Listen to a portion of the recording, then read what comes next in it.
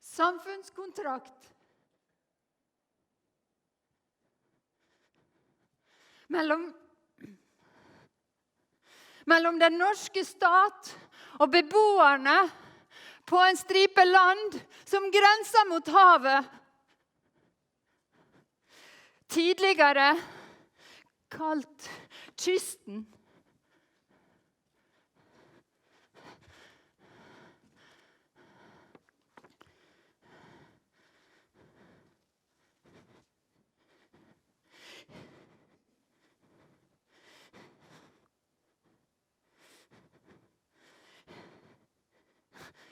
I denne kontrakt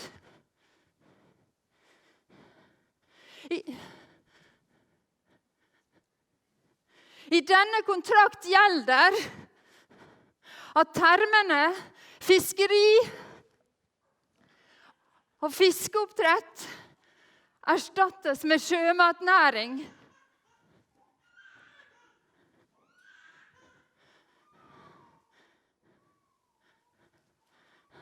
Havet og dets overflate, havbunn og til.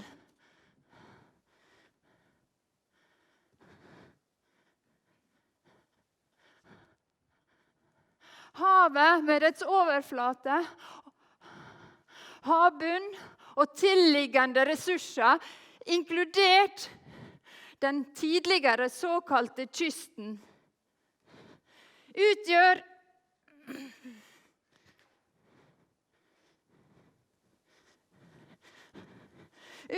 et nytt, helhetlig forvaltningsområde som benevnes havrommet.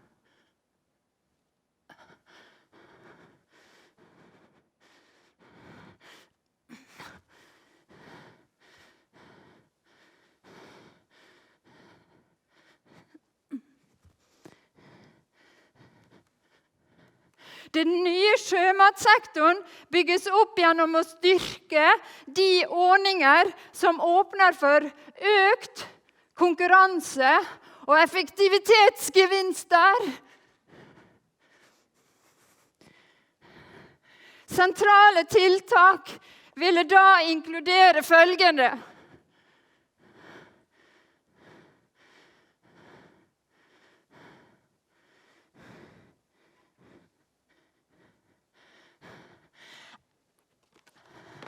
endre prinsippene i deltakerloven.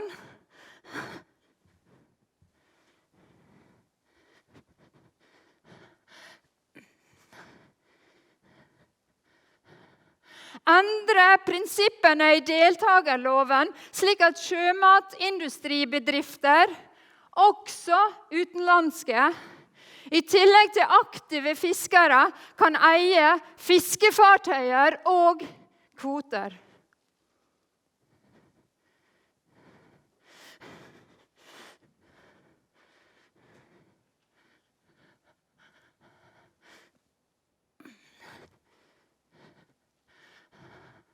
Avvikle kvotefordelingsregimet.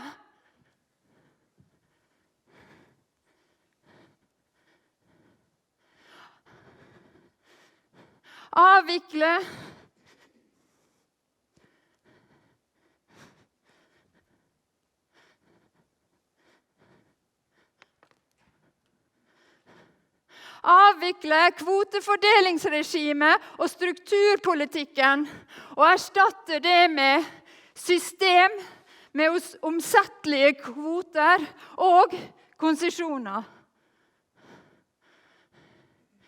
Innføre ressursrentebeskatning, styrt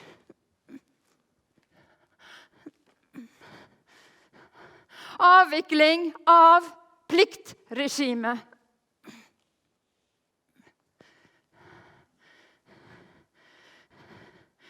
Utvikle førstehåndsomsetningen med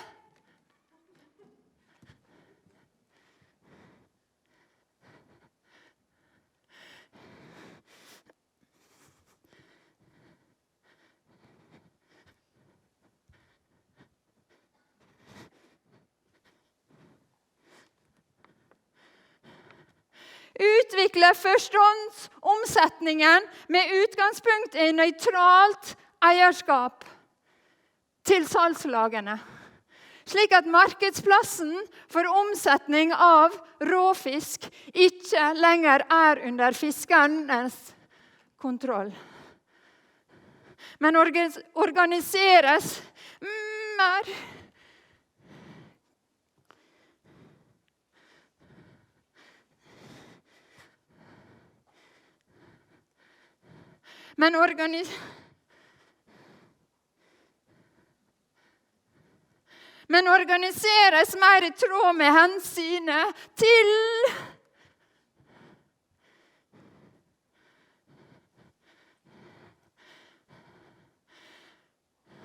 men organiseres mer i tråd med hensynet til verdiskaping.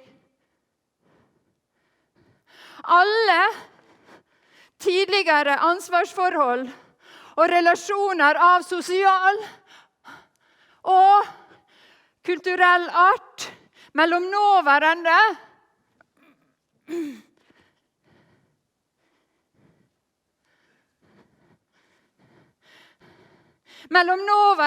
og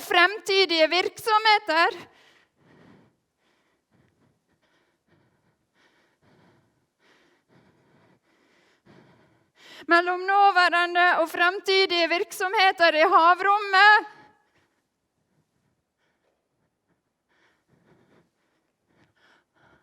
på den ene siden, og befolkningen på den tidligere kysten på den andre side,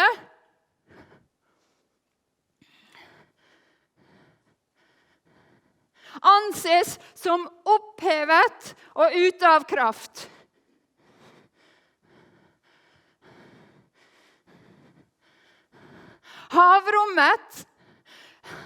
Havrommets sosiale bærekraft forutsettes ivaretatt av generelle velferds- og arbeidskraftsordninger og av Nav.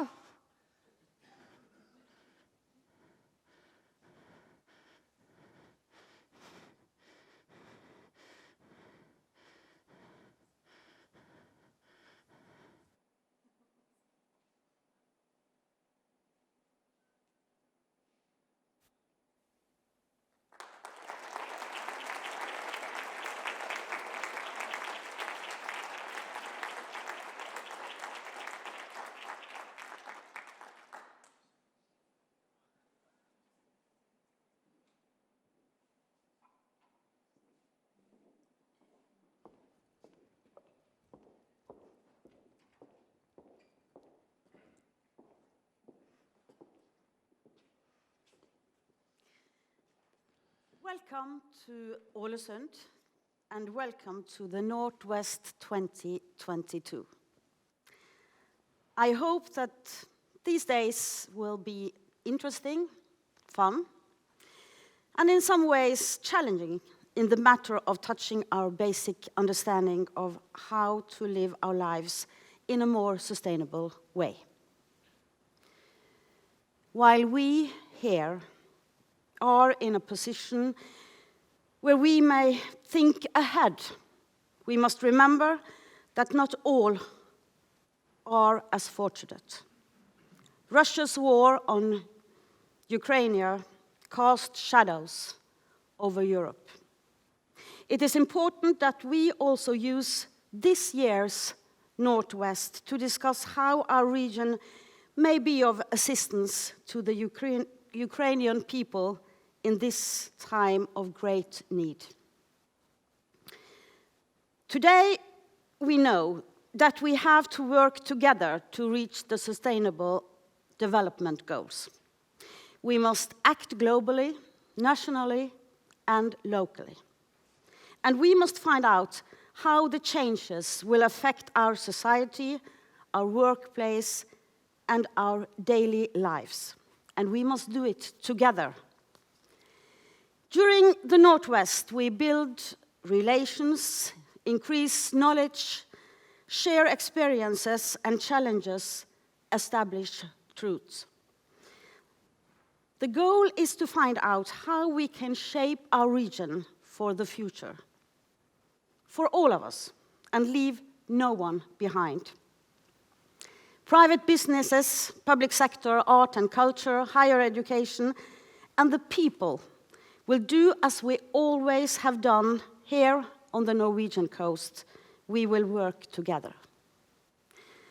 Ålesund's vision is national impact, regional attractiveness, and local identity. Local identity is a foundation for diversity and creativity. Diversity and creativity provide attractiveness, and attraction gives national impact. This will make us move forward, and therefore we are here today. Again, welcome to Ålesund. On behalf of the municipality of Sula, together with the other owners of the arena, I'm honored to welcome you all to the Northwest 2022. The people along the coast have for generations learned to live by and harvest from the sea. And we have to continue to embrace the opportunities and challenges that lies in the ocean. Not because it's easy, but because it's the right and sustainable thing to do. This region has seen population growth over the last 15 to 20 years. But today, Møre and Romsdal County as a whole have a decline in population growth. Knowing that this decline probably will continue in the future, we have an issue that needs to be addressed. Many of the new sustainable green jobs needed in the future can be created out of the opportunity that lies in the ocean. But we have a challenge. Together, we have to work out how we will develop society in relation to the sea in a sustainable way and attract the people needed to do the job. Alone, no one can find the answers to the challenges of the future. We are embarking on the journey towards the future together, and we must cooperate regionally, nationally, and internationally in order to succeed and reach the desired destination. Is it possible to find some of the answers and solutions during this year's conference? Well, maybe. But I hope that we will get some inspiration to continue the pursuit towards finding the solution. I'm convinced that the Northwest is an important arena for sharing knowledge and learning from each other. And I believe that this journey requires political leadership, courage, and new ways of collaboration. Most important, we have to succeed with sustainability goal number 17, partnership for the goals. Without this, we will not succeed in anything else. The Northwest Conference is a contribution to reach this goal. I hope all of you will enjoy and get inspired by this year's conference. And on behalf of the municipality of Sula, I wish you all Godspeed on the journey. Møre and Romsdal County Council are proud to be a part of the Northwest. The name Møre in Møre and Romsdal is said to mean the land by the ocean. Where else would it fit better to discuss the society in relation to the ocean? Generations of practical knowledge, combined with strong education institutions, have made our region a global competence hub in the maritime sectors. However, at the same time, we realize that we need more knowledge about the ocean. That is why the County Council this week approved a major investment program in mapping and improving knowledge about our near coast. If we are to live off the coast of the ocean also in the future, we must make sure we do so in a sustainable way. As a regional authority, we play a key role in coordinating regional efforts to reach Agenda 2030. The principle of leaving no one behind is fundamental to our work. Møre and Romsdal County was the first county globally to apply the U4SSC analysis on all municipalities in the region. A coordinated analysis of where we stand gives our municipalities a joint language to understand and discuss sustainability in our region. This analysis is only a starting point. Now we need to act on the results we have found. One such action is trying out new procurement practices. Last week, we challenged every municipality in Møre og Romsdal to make sure one of their next procurement processes are in line with principles of the circular economy. Being part of the large international U4SSC community of cities and regions connect our local and regional efforts to the global stage.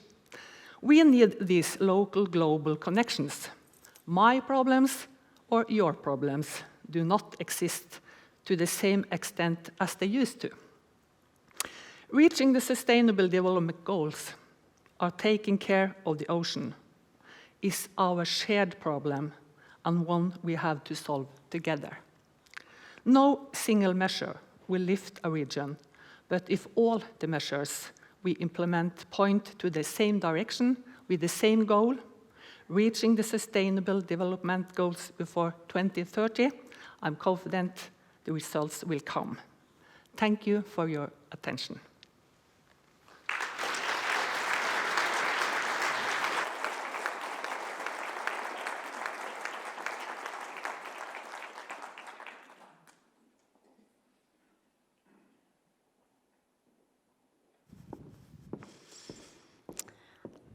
Hi everyone, and once again, welcome to the Northwest Conference.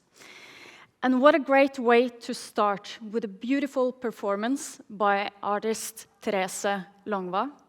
I think she well demonstrated that it's certainly an art of balance to come together and make sure that the global battle over our ocean's resources needs to be solved. And I think the three majors also made it perfectly clear that this is only done through collaboration. So thank you to Major Eva Vinje from Ålesund kommune, Jim Arve Røsvold from Sula, and Tove Elise Torve from Møre og Romsdal fylkeskommune. My name is Kristine Spiten, and I believe that like all others that you will see on stage here today, my heart beats not only thanks to, but also for the ocean. And that's why it's my great joy and pleasure to guide us through this event, which is all about coming together around solutions for the ocean and our society's most important challenges. In addition to you who are gathered here today with me in Ålesund, we have an online audience following us. And this event is arranged in close collaboration with United Cities and United Future Lab Norway, which we will learn a lot more about throughout the day. You will also get the latest news from UNDP's work on ocean. You will get to hear about how WWF, the World Wildlife Fund, is working to sustain our oceans. And you will learn from academia and local governments. We shall also enjoy a spectacular art performance, in addition to the ones we just saw, before we take the discussion further on social development in relation to our oceans. Value creation, innovation and business development, ocean conservation and urban planning are all key words representing the program we have ahead of us today. And finally, we will bring all our new insights and inspiration with us into lunch, where I encourage all of you to reach out to each other, get to know each other, and really think about how you can contribute, how you can propel a positive change for our ocean and the society in the future. Now, let me introduce another trio here from the West region. And I believe they will talk about how the western region and the coast of Norway is actually already taking lead as a real powerhouse to reach the UN Sustainable Development Goals. Welcome to stage Arne Ingebrigtsen, Marianne Aasen, and Steven Hastendal, respectively municipality directors from Kristiansund, Molde, and Ålesund. Welcome.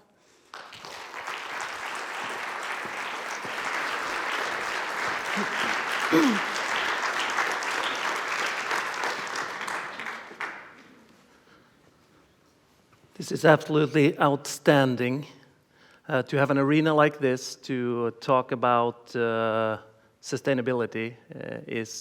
Has everything to do with goal number 17, cooperation to reach the goals. I'm going to talk a little bit about that, and there are examples of it.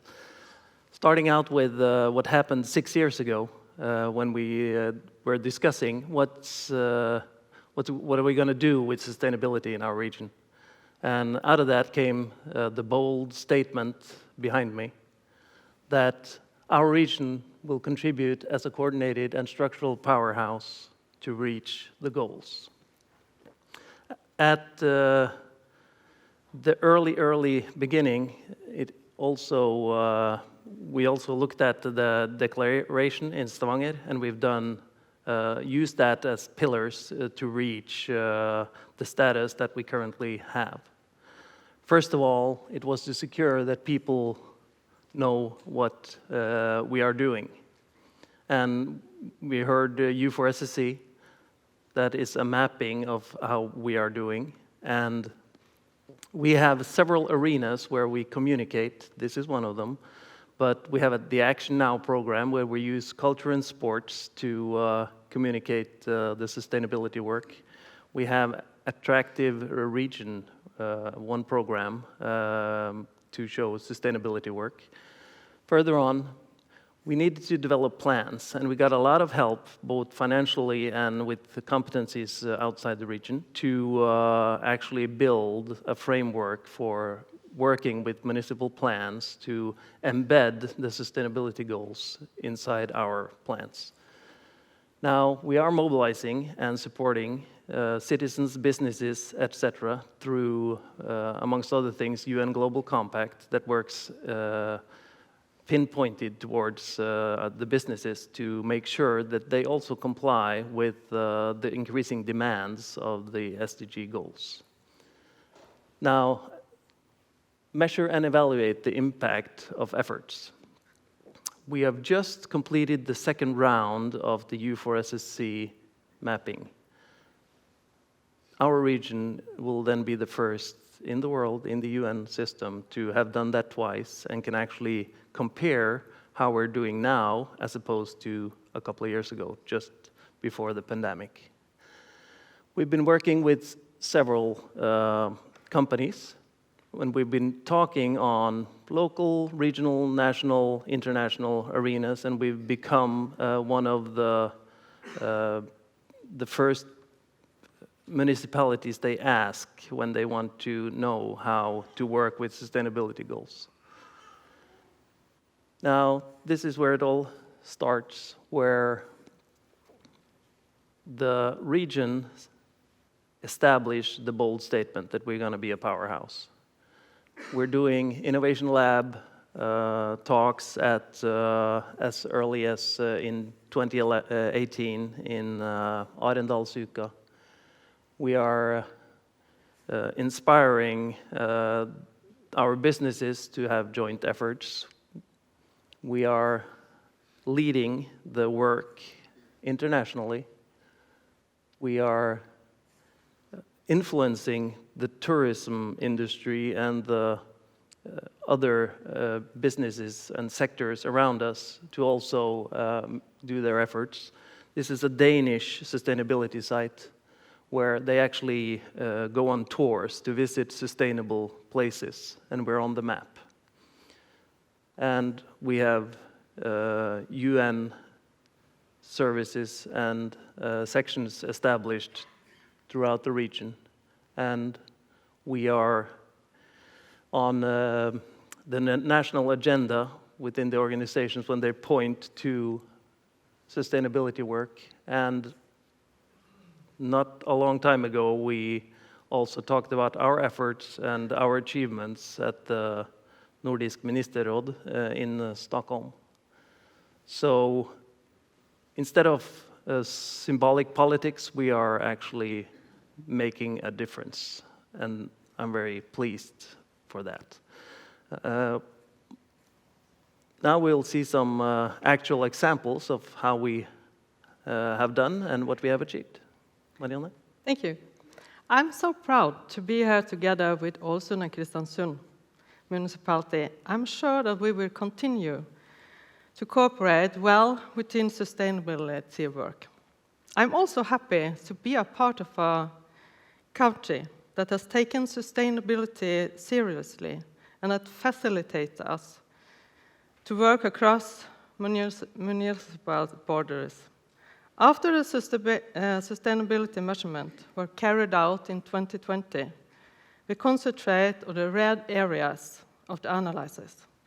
A number of projects were initiated through a separate project organization called Smart Molde. Smart Molde was established for this specific purpose to pilot sustainability projects. One of the areas we all three cities scored poorly on was water consumption.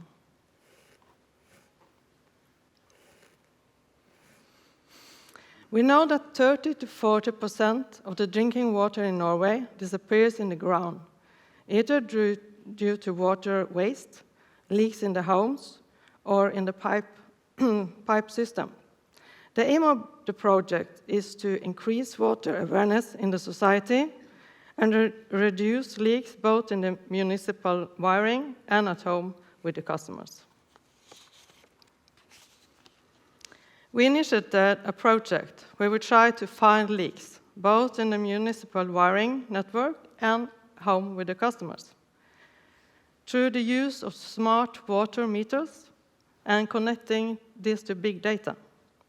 The first pilot, we had 10 participants.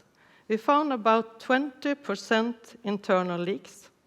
We also learned that 20% of the participants accounted for 50% of the total water consumption. In the pilot, we found that the customer had a toilet with a constant running water. That toilet spilled 1,500 liters of water per day. 1,500 liters of water per day is the same amount water as 10 inhabitants normally use in one day.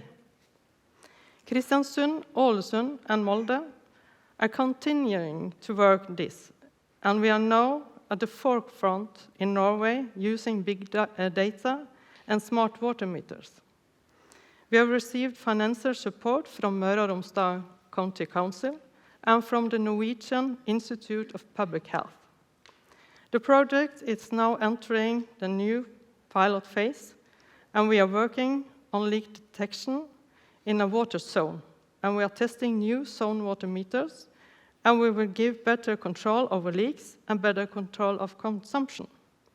And I also know that we will continue in several similar projects in the future. Thank you. Ålesund was the first Norwegian city to apply EU4SSE's KPIs for smart and sustainable cities. This gave us a common understanding of our challenges and that we have to collaborate in new ways to accelerate to a sustainable future. This gave us the inspiration to establish United Future Lab together with partners from private sector, academia, and public sector. We have currently 80 partners from different sectors in industries, both local, national, and international. Some small, some large. The common factor for all of them is that they want to work together towards a more sustainable society, to find new solutions and opportunities, and work together in partnership doing so. Our most important SDG is goal number 17, partnership for goals. Working in partnership is the core of what we do. Together, we work in projects within all 3 dimensions of sustainability: the environmental, social, and economical. Through this, the project creates value and opportunities for the partners involved. The Future Lab wants all partners to participate in at least one smart, sustainable project, small or large. Our role is to be a facilitator and a catalyst for this project to connect partners in value-driven collaborations. We also help partners in getting started and moving further in their sustainability work. In this region, we have a lot of initiatives going on according to these fields, and with a common ambition to accelerate towards 2030.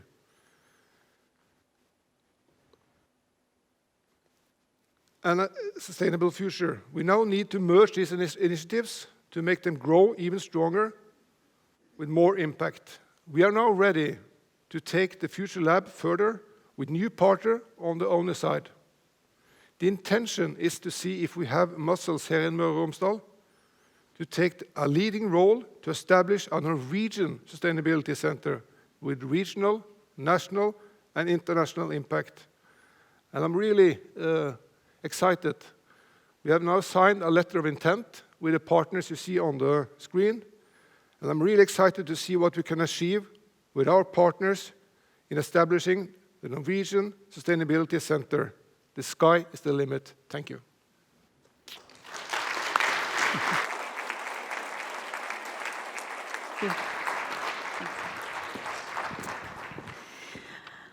Wow.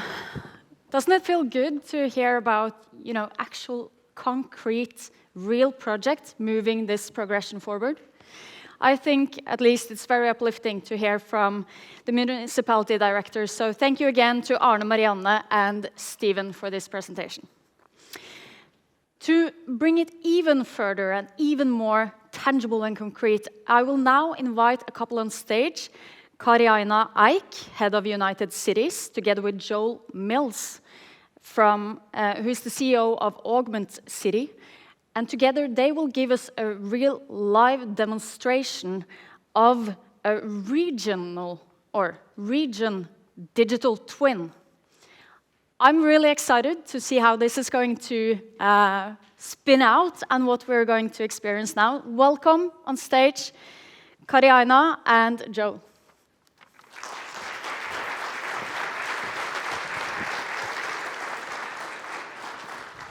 Yeah, hello everyone. I'm a little bit overwhelmed actually by the first speakers here today, because it's 3 years ago today, I think, it was yesterday, that I was here also on the first time talking about the KPIs and how the UN is working on cities and communities.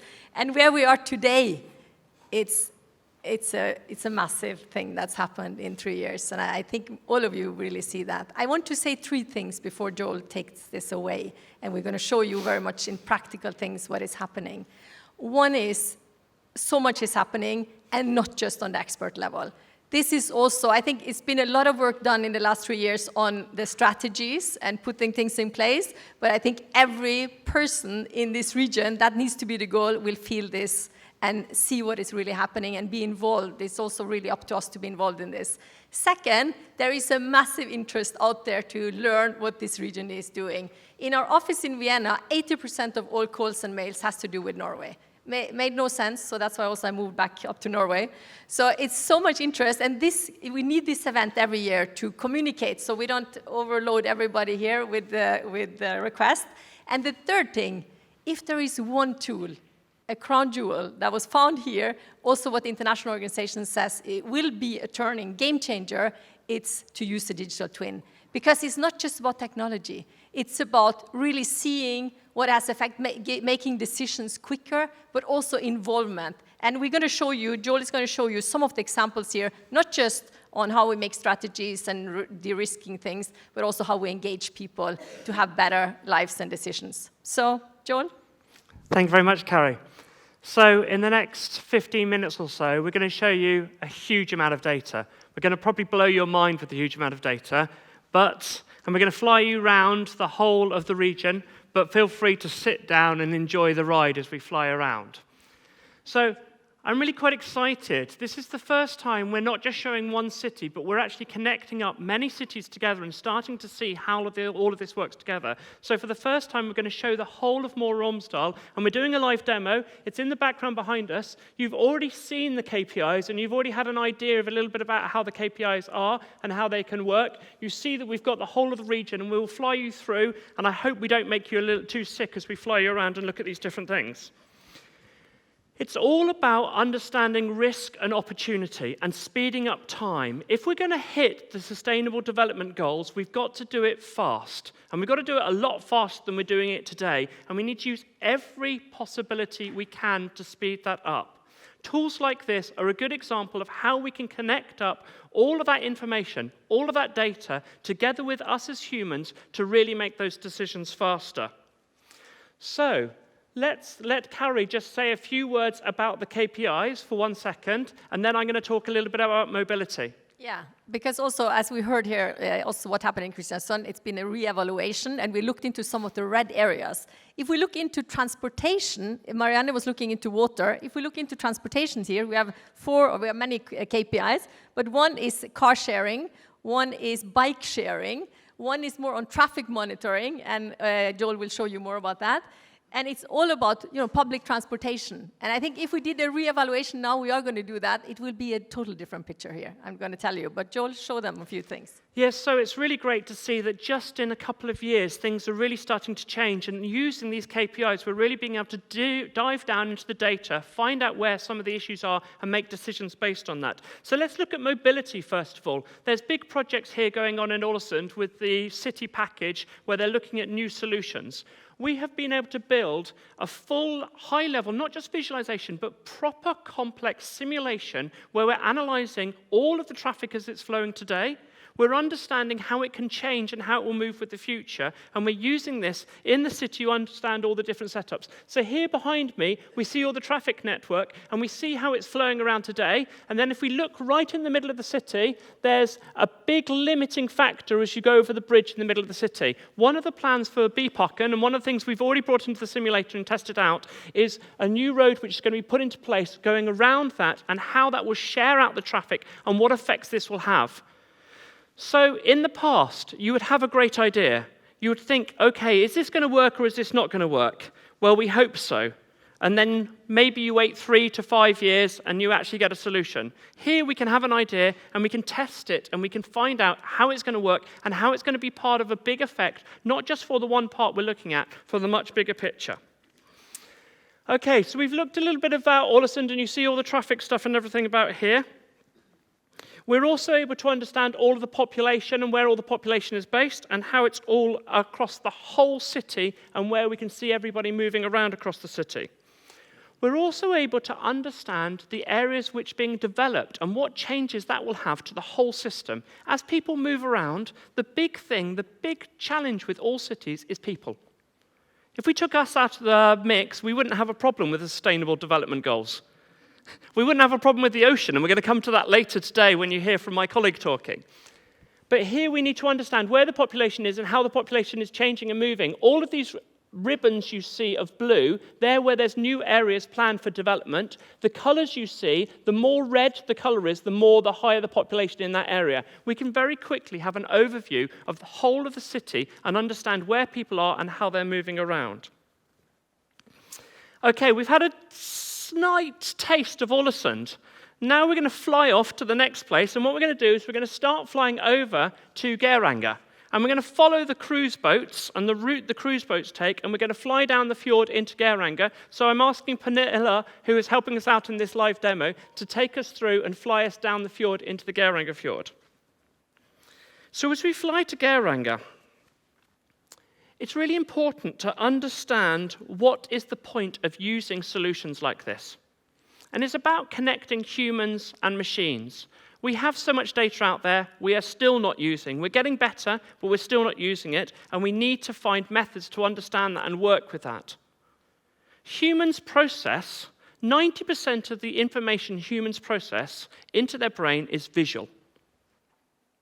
We can do this 60,000 times faster than text. I'll repeat that, 60,000 times faster than text. The data I'm showing you today, you would take over a lifetime to read this data, and I'm showing it to you in 15 minutes. Maybe you're not absorbing it all because I'm flying over lots and lots of information, but if I can show you more than your lifetime's worth of data in just 15 minutes, it shows you how this visual input is so powerful with what we're working with.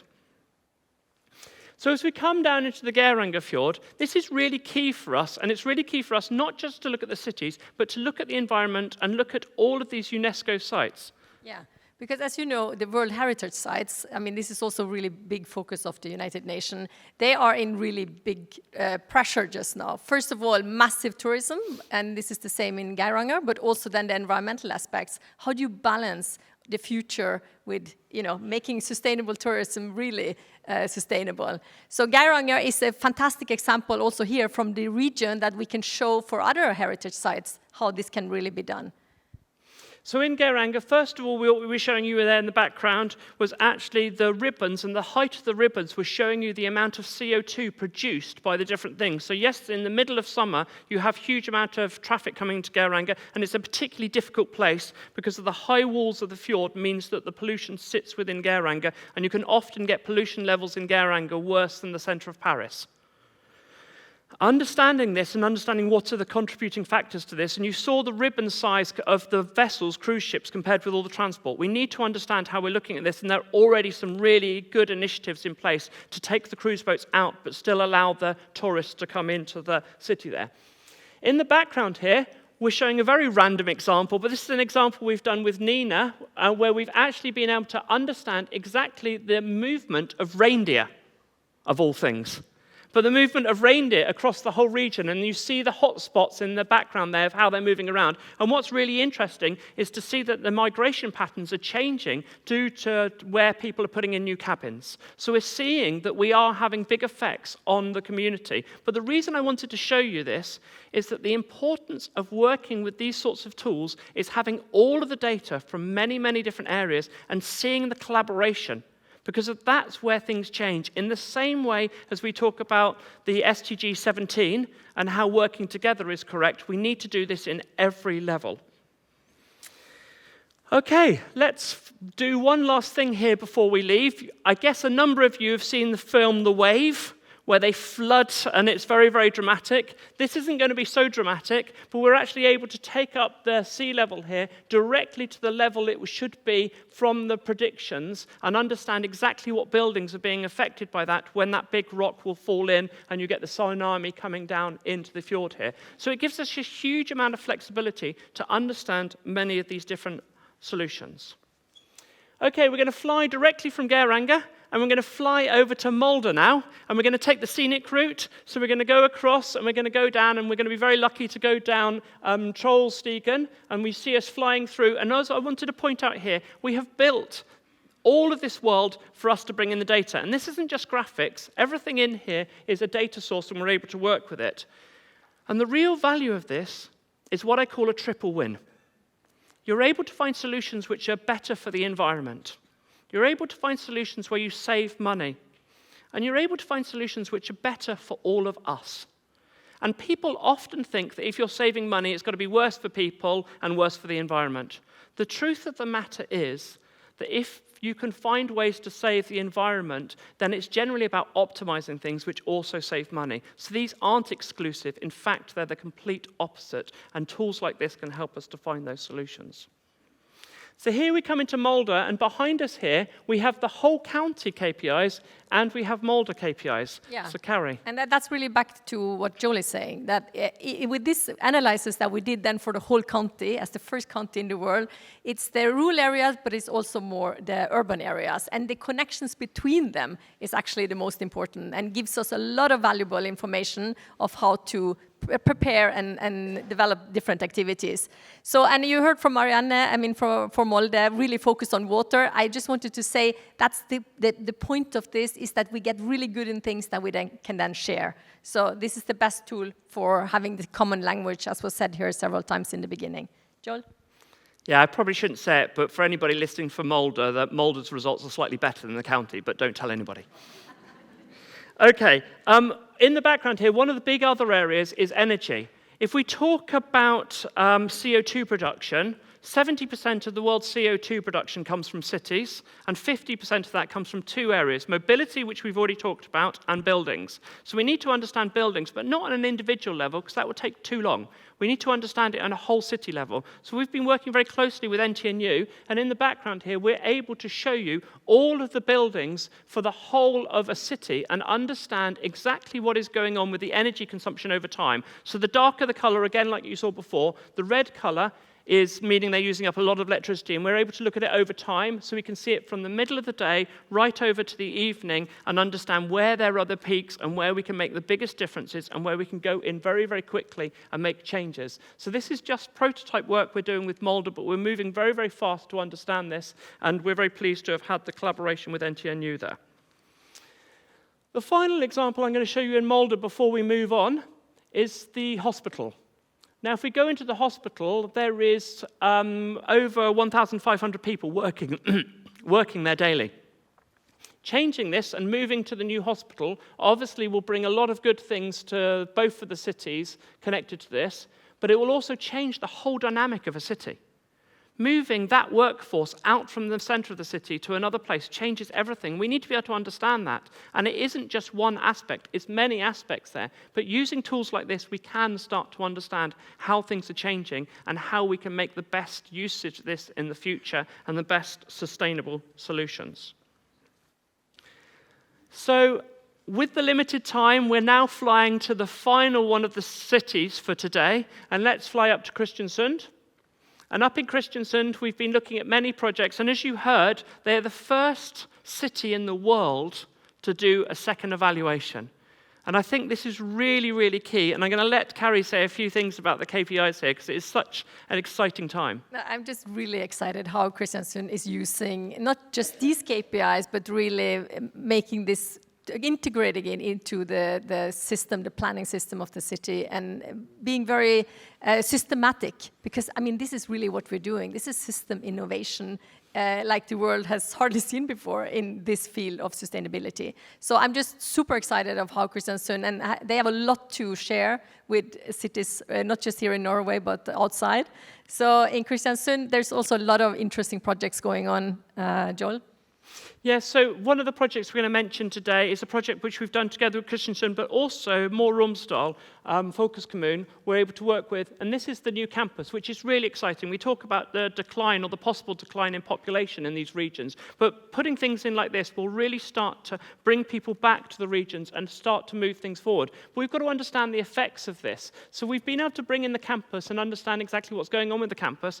But there was a lot of discussion on a county level of what effect this was going to have to mobility levels. And they're very worried about all the roads directly right next to the campus here.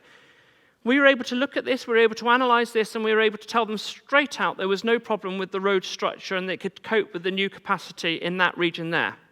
But we could also tell them they'd missed the elephant in the room.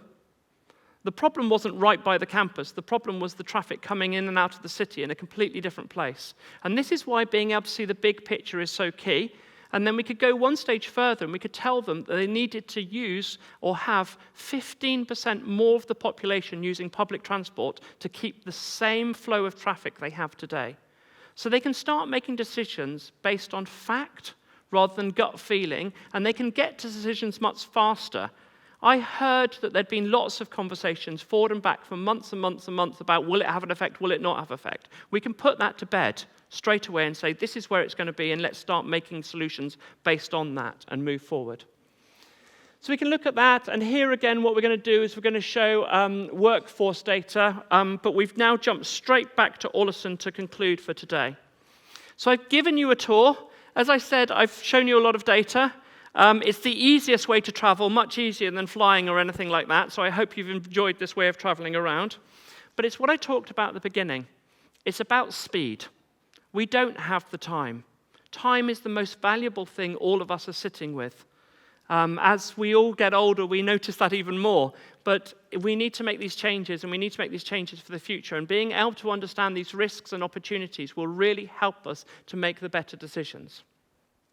Yeah, and I think the journey that we're on here together as a county, because that's really the example we need to set for the world. As was said here many, many times, the Sustainable Development Goal 17, we think we do it, we think we cooperate, but we're not really doing it. It's much too much competition, and they have this and we don't, and we need to really step out of this. And I hope by joining forces, as we have done, many that is sitting here through the United Future Lab, and now, as you heard from Stephen, the next level, taking also not just the national position on bringing these examples and what's happening in this region, really be walking the talk here in the region on sustainability. That's really what it's about. And then we can really rest assured, I think, in 2030 that we did the best for our people here, but also the best example for the world out there. And I think having these tools, this is one of them, one really important one, but there's lots of them here.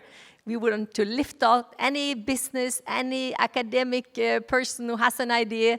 We can bring it together now and find this really puzzle piece that fits everything together. And it's enough here to take from. We don't need to look very far.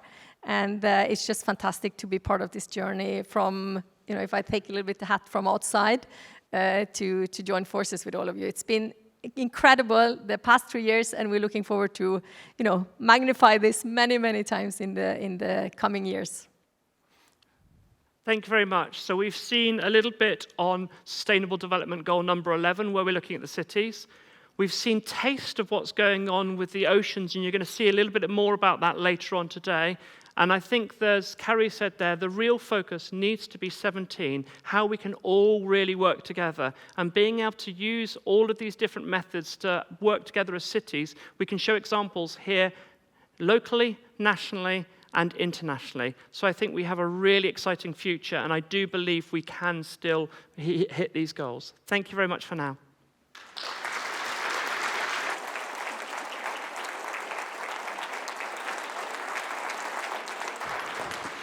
Wow.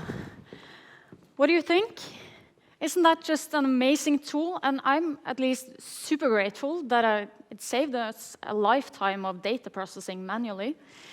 Well, there are a tremendous amount of use cases when you have a digital twin like this for the cities, for the regions. Perhaps we can get some similar tools for below the water. We shall see. But I also know that in order for this type of innovation to really flourish and solve the challenges we're facing, we also need a tremendous amount of policy development in place.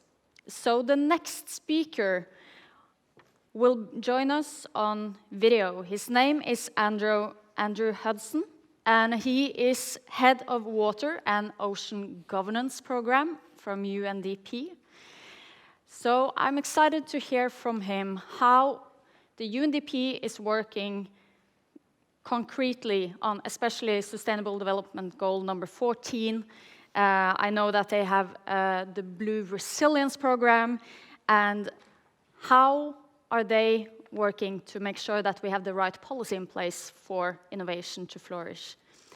Welcome, Andrew. It's my pleasure on behalf of UNDP to join you today at the Northwest Conference. So I'd like to take my time today to share with you some perspectives on UNDP's work in oceans and how this contributes to SDG 14, and share some of our approaches, our experience, and some of our results to date in addressing SDG 14. We know, of course, SDG 14 is to conserve and sustainably use the oceans, seas, and marine resources for sustainable development. And if you look at our work in UNDP, we're pretty much cutting across all 10 of the SDG 14 targets in one way, shape, or form. And I'll highlight some of the areas that we're working in today for you. Overall, our approach to ocean restoration and protection involves piloting, replicating, and scaling up initiatives, taking integrated cross-sectoral science and ecosystem-based approaches, helping governments create the enabling policy, regulatory, and institutional frameworks at national, regional, and even global levels. We promote innovation in private sector partnerships, and in particular, we take ocean challenges at scale. We tackle them at scale and recognize the often long timeframes, not 5 years, but 10, 15, even 20 years to address some of these large-scale ocean challenges. Several of our initiatives have been transformational at regional, in some cases, even global scales. And I list there some publications that highlight some of those success stories over the last few years. And lastly, we work with a wide range of United Nations, IGO, NGO, government, and private sector partners in our oceans work. A big portion of our work is under our large marine ecosystems portfolio. Large marine ecosystems are the major areas blanketing the coasts of the ocean of the world's continents, where the vast majority of economic and biological activity in the ocean occurs. And to date, we've supported 14 of the world's large marine ecosystems with policy and planning support.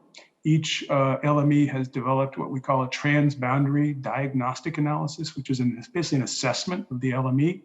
And that has then informed the development of a multi-country, ministerial adopted, endorsed strategic action program outlining the key policy, regulatory, institutional reforms, and investments that are needed to move these large-scale ecosystems towards sustainability. So this graphic just highlights some of the areas and the LMEs we're working in around the world. One of our flagship successes has been the PEMSEA program, which is Partnerships in Environmental Management for the Seas of East Asia.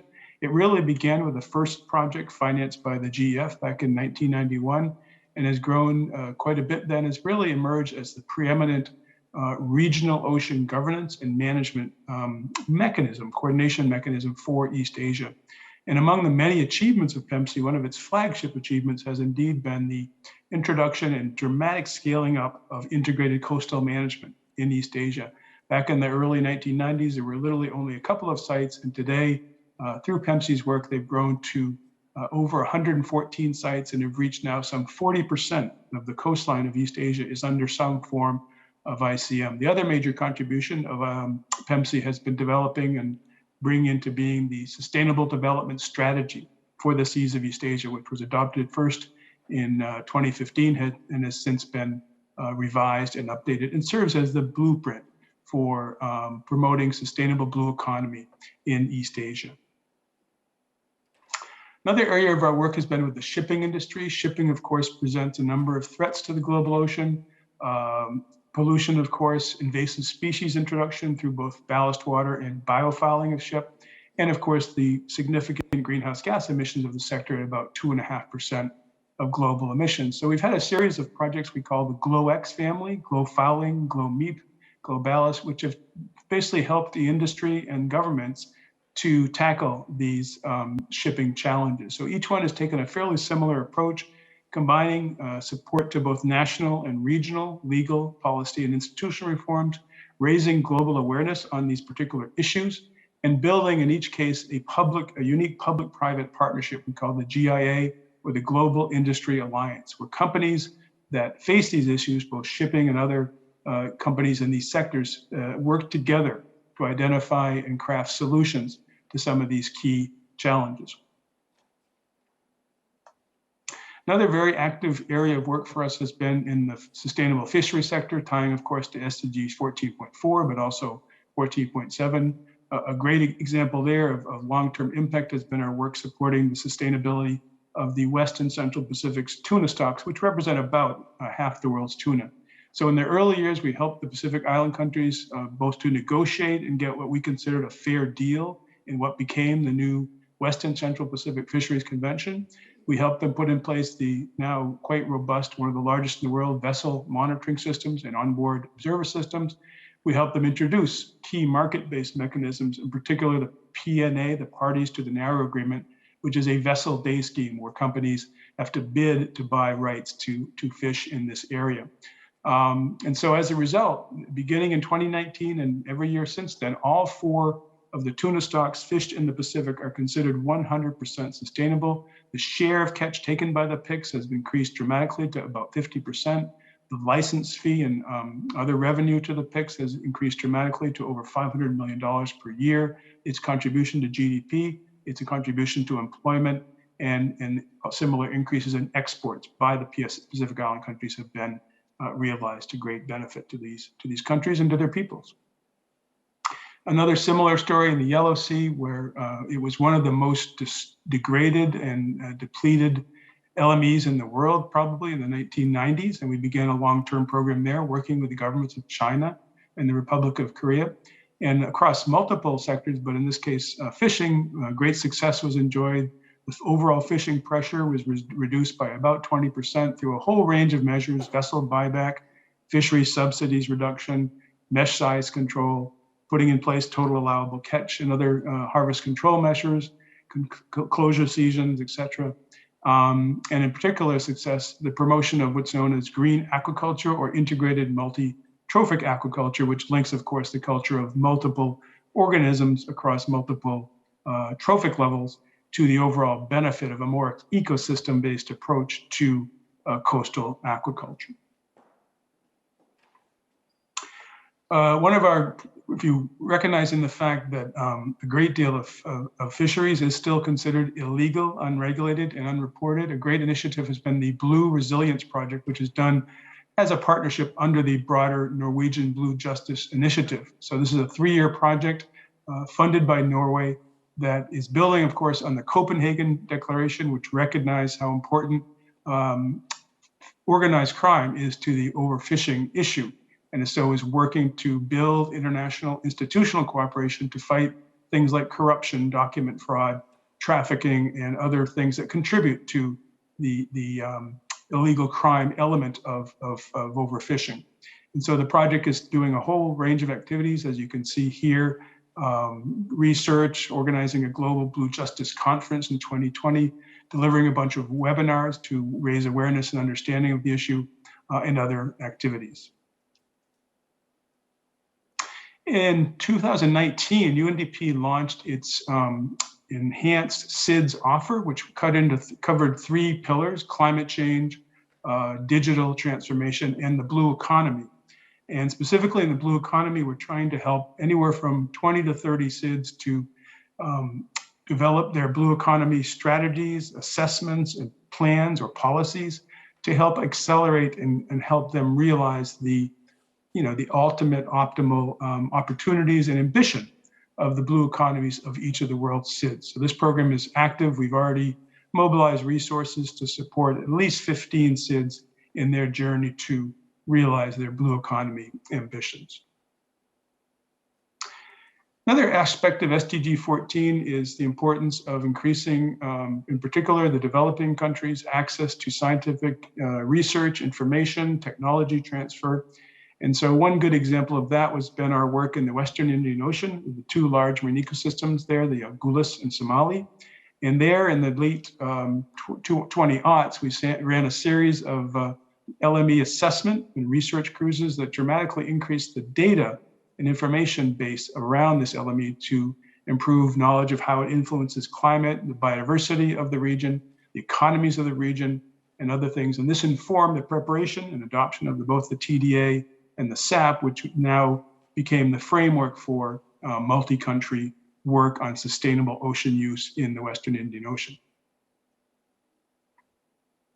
SDG 14B recognizes that small-scale fishers are often disadvantaged both in terms of their access to the resources themselves and to markets, and so often do not have a level playing field compared to the industrial sector. And so several of our programs in the Caribbean, Costa Rica, and in Peru and Ecuador have helped strengthen the engagement of small-scale fishers in the fishery through things like stakeholder consultation, development of management plans, involving the small-scale sector in broader efforts to create sustainable seafood value supply chains, strengthening governance of the sector, helping, in this case, Ecuador and Peru in improving their overall administration of the artisanal fisheries sector. And lastly, 14.C SDG is about the implementation of existing regional and global international agreements. So much of UNDP's oceans work is supporting a number of both regional and global agreements. Among these, the FAO Straddling Stocks and Port State Measures Agreement, various regional regional fisheries agreements and regional fisheries management organizations, the UNEP Regional Seas Conventions, we work with quite a few of these, the Benguela Current Large Marine Ecosystem Convention and its commission, UNDP actually helped create that from the get-go back in the early 20-aughts. Several IMO conventions related to shipping, ballast water, MARPOL, et cetera, are supported through our work. We, of course, broadly are supporting both the CBD and its Aichi targets pertaining to the marine world. Of course, the UN Framework Convention on Climate Change, as well, of course, as a sort of overarching basis, the UN Convention on the Law of the Sea. In 2020, UNDP launched a very exciting new initiative in partnership with donors, CEDA and NORAD, called the Ocean Innovation Challenge.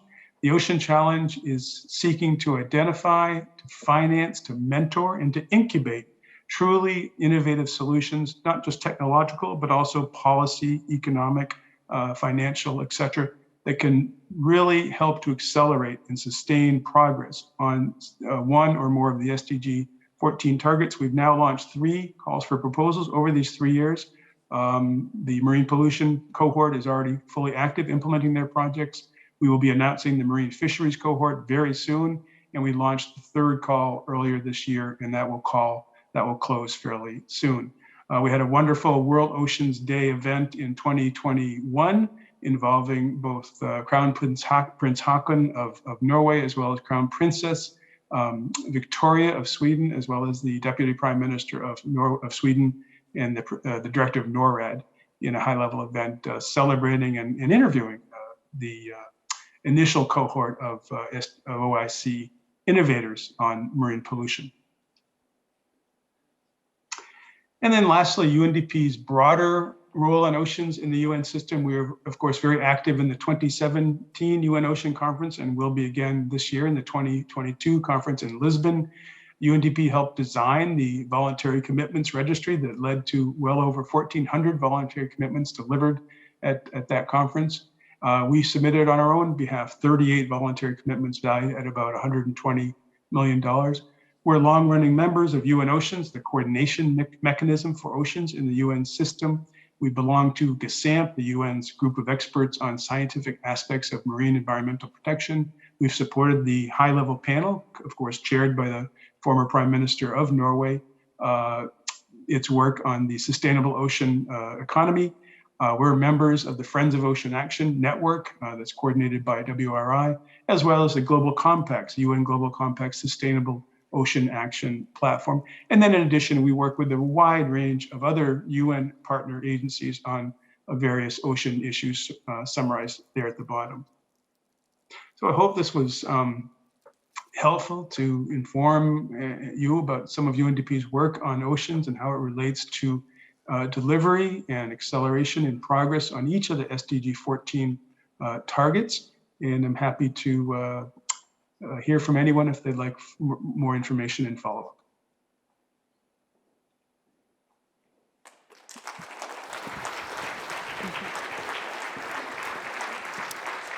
Thank you to Andrew Hudson, Head of Water and Ocean Governance Program from UNDP. To bring what we've now learned from UNDP's work on policy work for sustainable oceans back home here to Norway, it's my pleasure to welcome Fredrik Myhre, Head of the Ocean Team from WWF Norway, on stage. Welcome, Fredrik.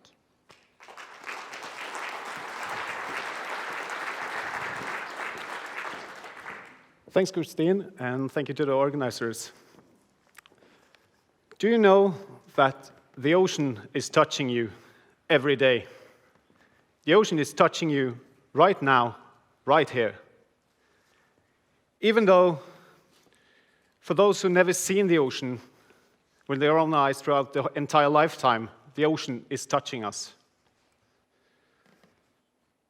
With every breath that we take, every drop of water that we drink, in other words, in every second, every minute, every day, throughout the entire lifetime, the ocean is touching us.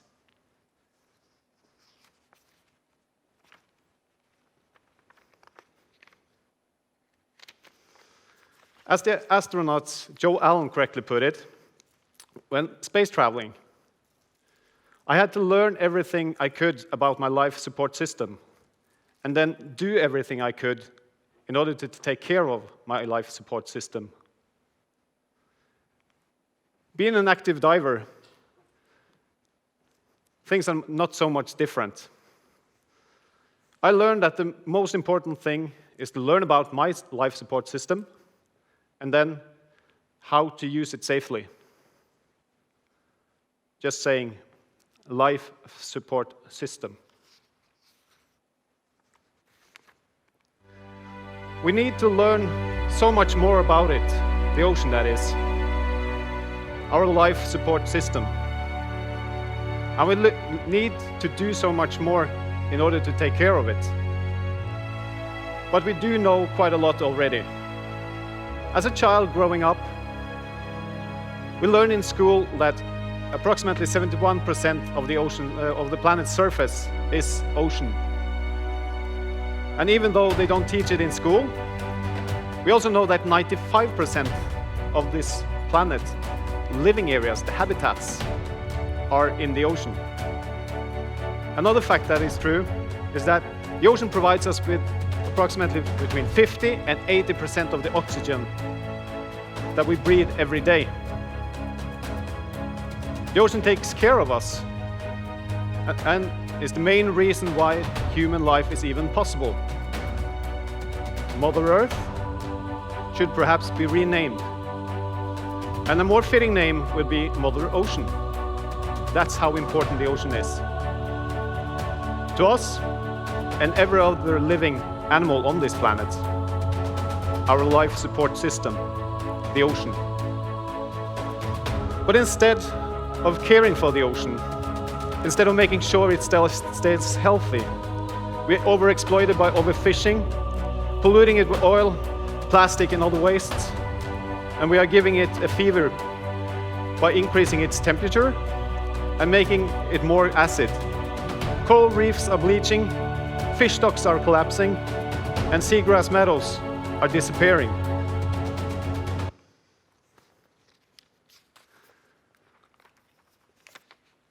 Global populations of mammals, birds, amphibians, reptiles, and fish have suffered an average of 68% decline in less than half a century.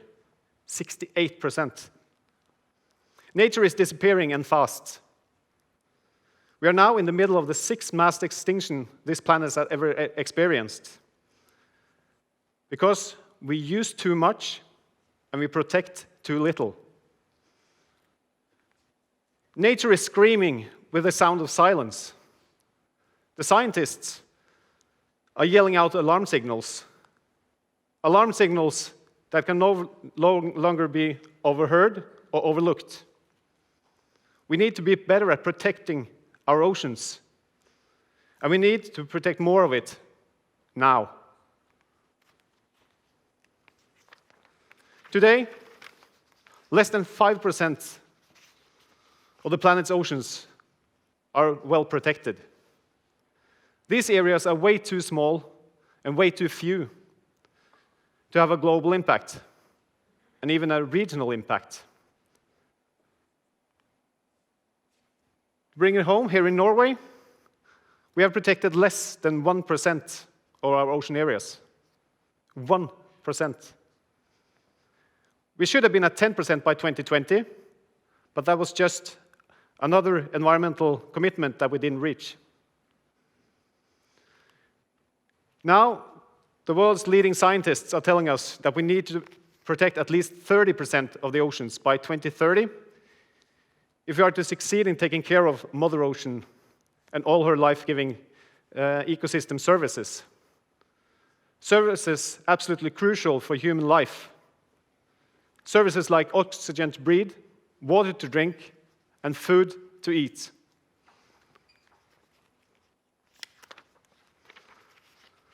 And the question shouldn't be about protection or use. because protection is use. Protection is just a management tool for taking better care of our oceans, the coastal zones, and the high seas. And why are we so afraid of the word protection? I will claim that marine protection is one of the most misunderstood words in the ocean debate, both nationally and globally.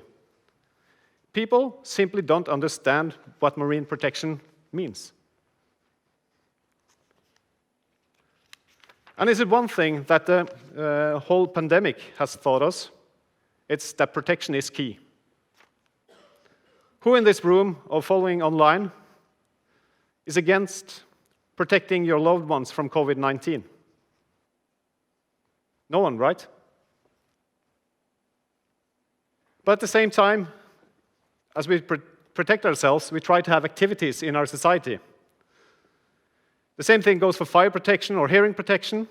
We take care of the things that we care about and need, but at the same time we do different activities in our everyday life. And that's how we look at nature as well. And in this case, the ocean. Because protection is not to have huge cheese bells put over the entire oceans, but using it as a tool in taking care of the most valuable and important coastal zones and ocean areas. It's not about stopping all human activities, but to take care of ongoing and new ones in a way that nature values and ecosystem functions of the ocean remains intact to support life and the life of humans and all the other animals that we depend on. Because ocean health is human health. The ocean doesn't need humans, but we humans, we need the oceans for everything that we do, everything that we are.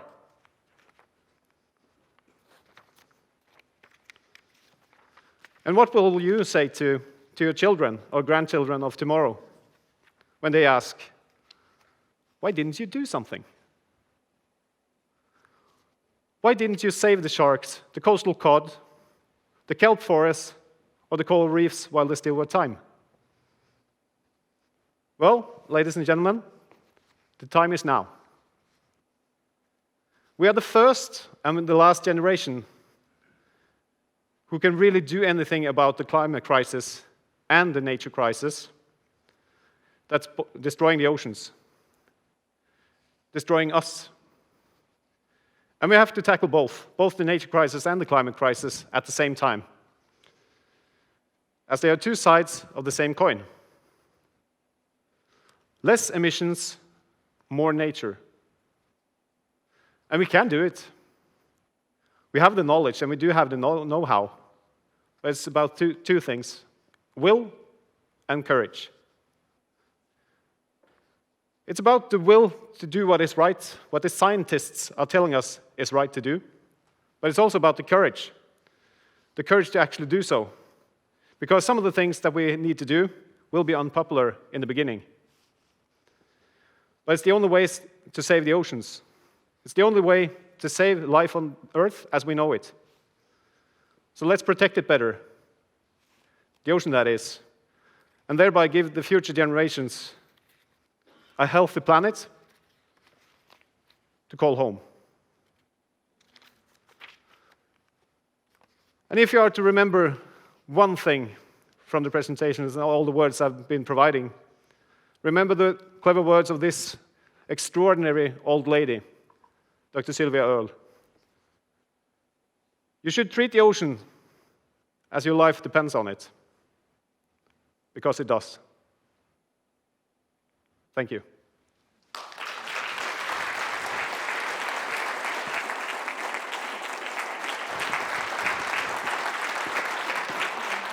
Thank you, Fredrik. Although it's rare that we see you on land, I'm really glad that you took the time to come here on stage with us and present these important facts, but also hopefully inspire us to take better care of the ocean in everything that we do in the future. The next speaker on stage is Ingrid Schjølberg.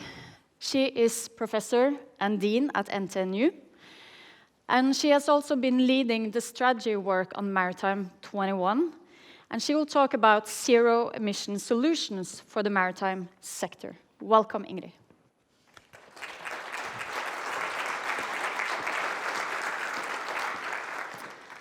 Thank you so much for the introduction and for the invitation.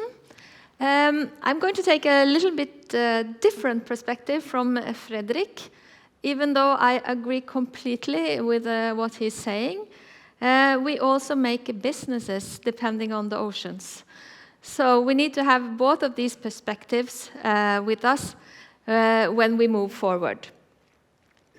So I am...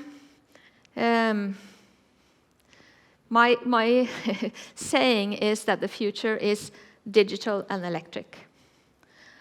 And this also goes for businesses in the ocean.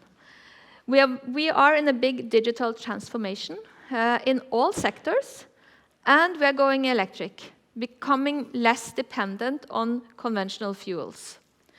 But this gives us a number of challenges, and I'm going to talk a little bit about them today. The basis for my presentation is work that we have done throughout last year, developing a new maritime strategy for Norway. A Maritime 21 strategy that says something about the need for research and education to move towards more zero-emission maritime sector. Before I go into that, I would like to remind you all of the importance of the maritime sector for Norway. We are really depending on the oceans, as Fredrik said. In many ways, it's our life, but it's also important for a number of our businesses. We are developing offshore wind. We cannot develop offshore wind without ships and support vessels. We have aquaculture and fisheries, which are totally dependent on vessels and ships.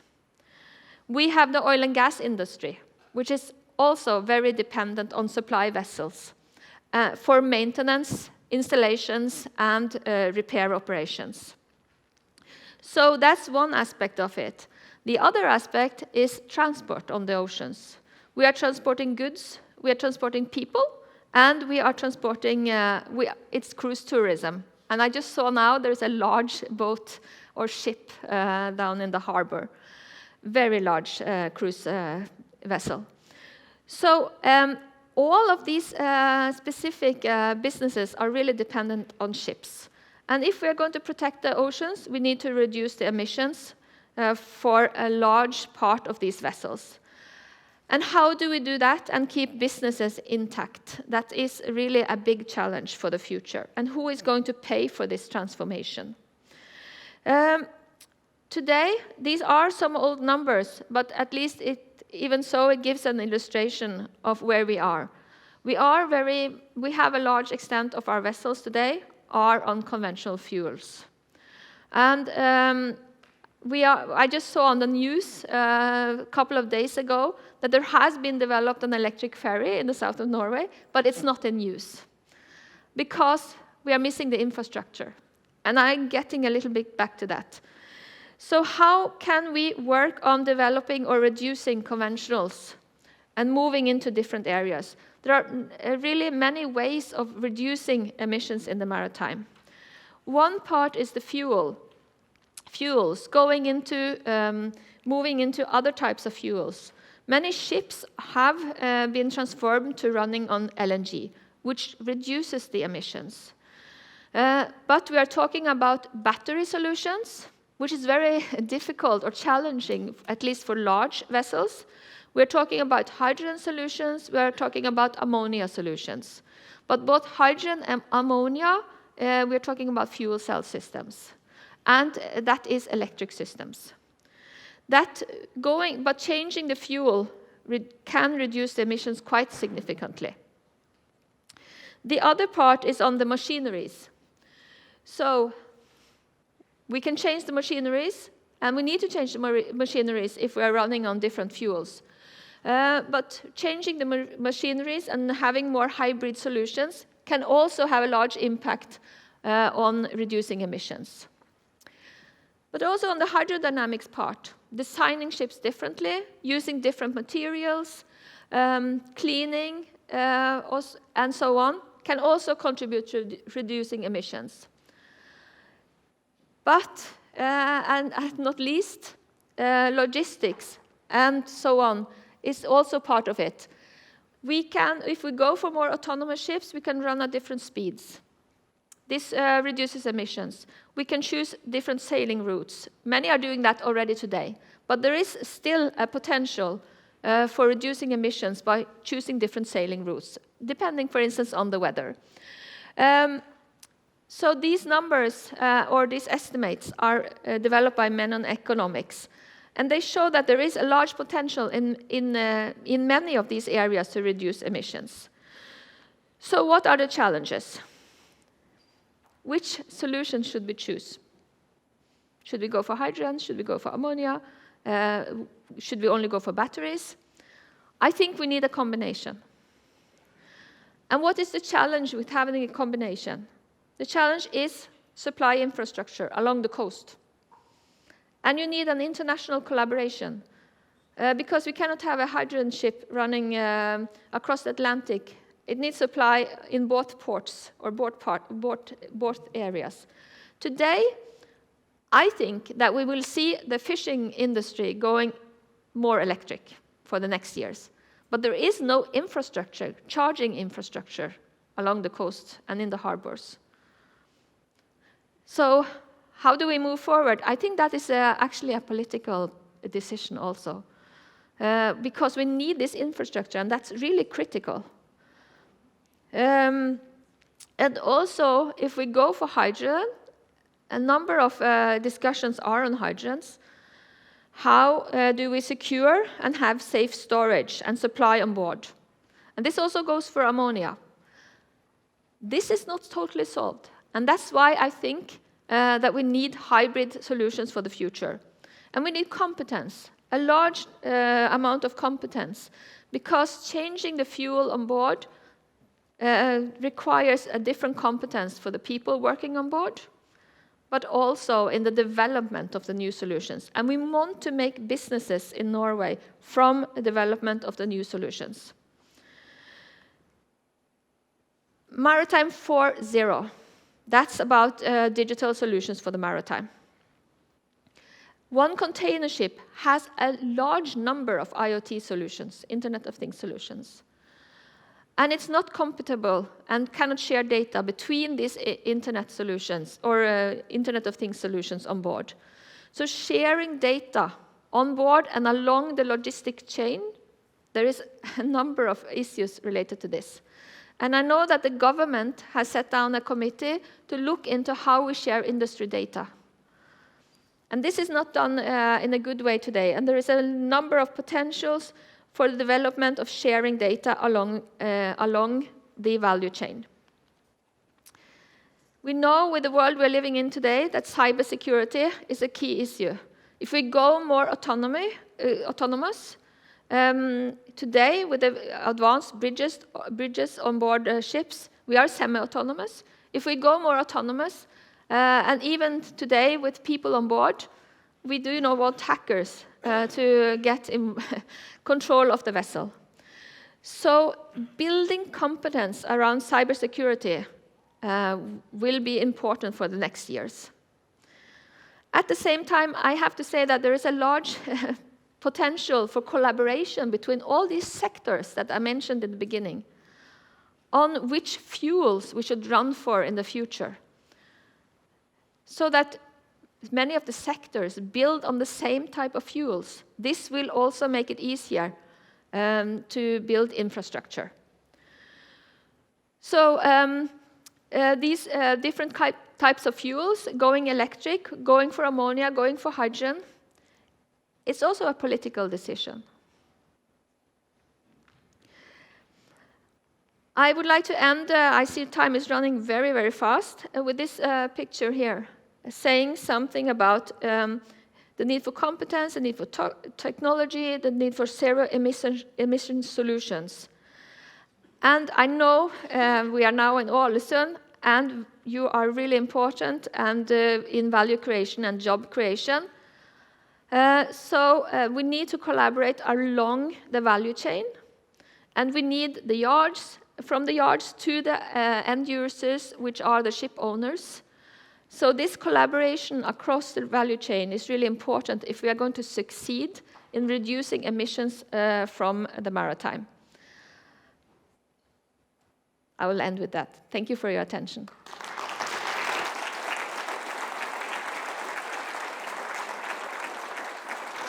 Thank you so much, Ingrid. As we can see, there are clearly many potential solutions, but as Ingrid touched upon, there are not one silver bullet solutions to zero emission transport and shipping. A combination of them all is necessary, and as she pointed out, innovation, new solutions, policy to support them, but I believe also funding is going to be necessary. I want to end on that. It's time to take a break. For those of you following the event at home or wherever you are online, you will get a timer telling you when to come back. For those of you who are here with us in Ålesund, there will be some coffee and refreshments upstairs in the foyer. So we'll meet back here in approximately 20 minutes. Thank you.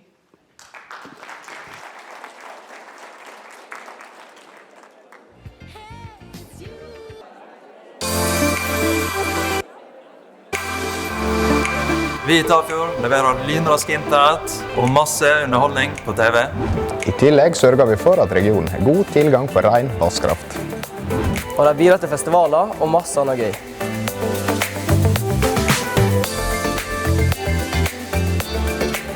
Det er en kombo som du bare finner hos Tafjord.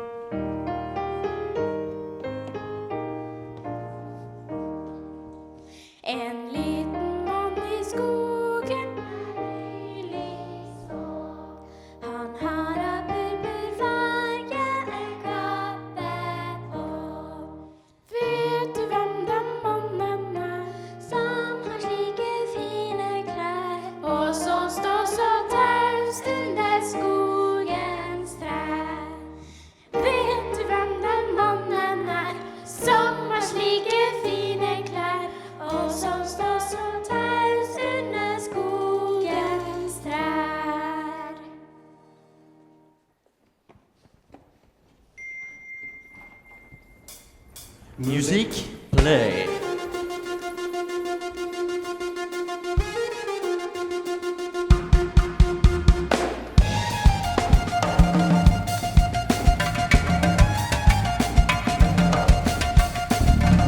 तेरे बारे में तू सबसे सुना है सबको पता है कि तू अजपरा है मिलती कहाना तू कब से करा है आशिक तेरा आई बेचारा इतना पता है कि कोई गुफा है लेकिन गुफा साले को पता है यादर भी गुशा मिलती कहाना है यारा पेरुन मारा मारा के लिए शोध सभी के लिए स्पोर्ट सभी खाट का ही भी न लगी हाजी हाजी हाजी लेगी मिलेगी मिलेगी तुझे भी मिलेगी मुझे भी मिलेगी होगा चमत्कार मिलेगी मिलेगी मुझे भी मिलेगी कभी तो मिलेगी सवार मेरे यार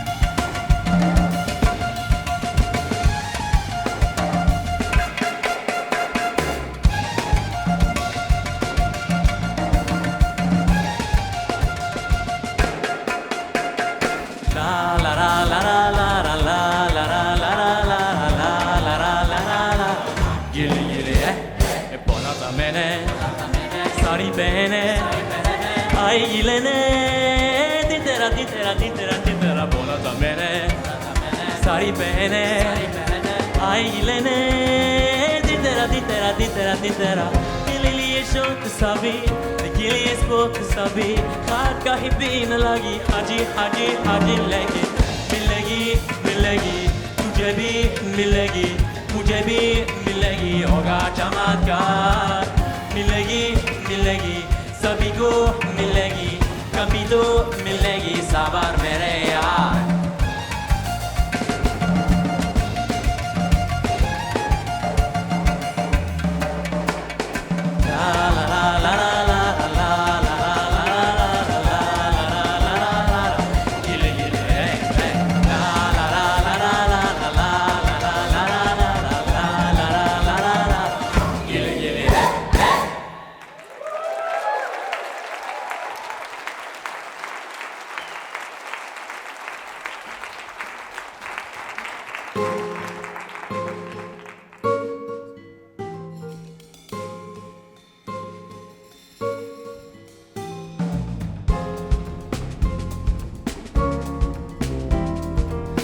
तुमसे मिलना जुलना भी क्यों गलत लगता है फिर कोनी तुझने पानी खा दिल खरी आई और अंकी सुनाई सा मुझे क्यों नहीं लगे आई आधे से दिल क्यों मेरी तू पूरे खरी आई आता तो से मुझे बुरा तुम क्यों मैं चुरा चुरा ऐसे कैसे लेके मेरा दिल तू गई मैं तुझ में आके तेरी बातों में दिल मेरा माने ना पिया I see you looking at me छोड़ दे बहाने देना आजा बन जा मेरा यार ओ ये जो बात मैं बस ना करते ओ ये जो बात मैं सो पिया ओ ये जो so fast छोड़ दे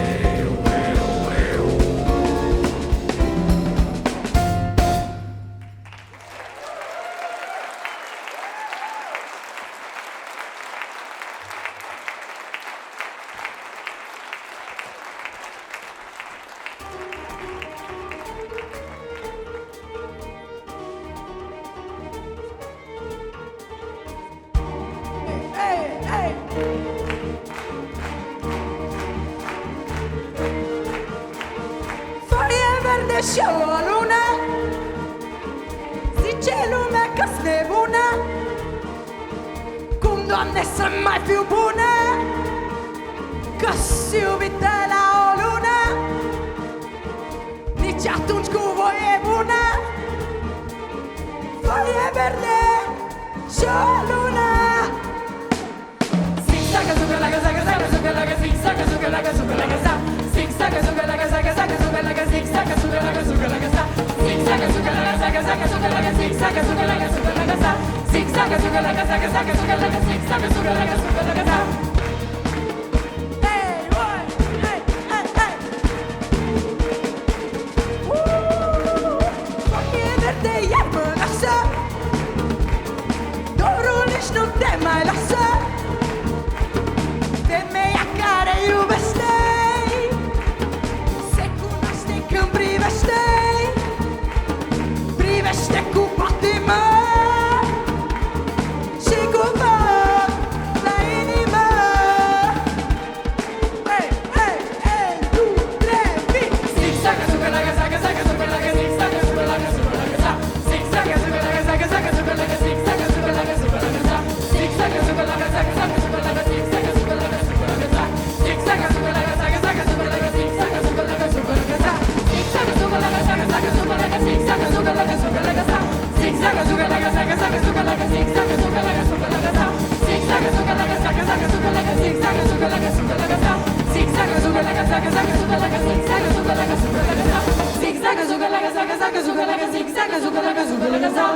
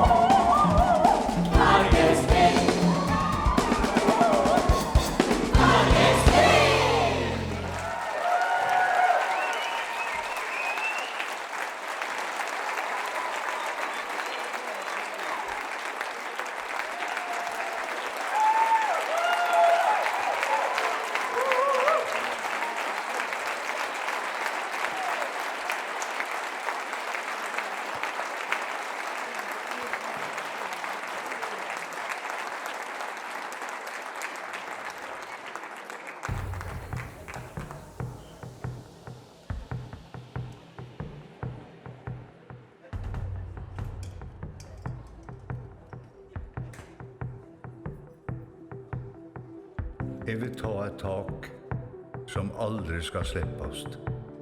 Aldri. Jeg kjenner årstidene, den friske lufta og lyden av storvåra.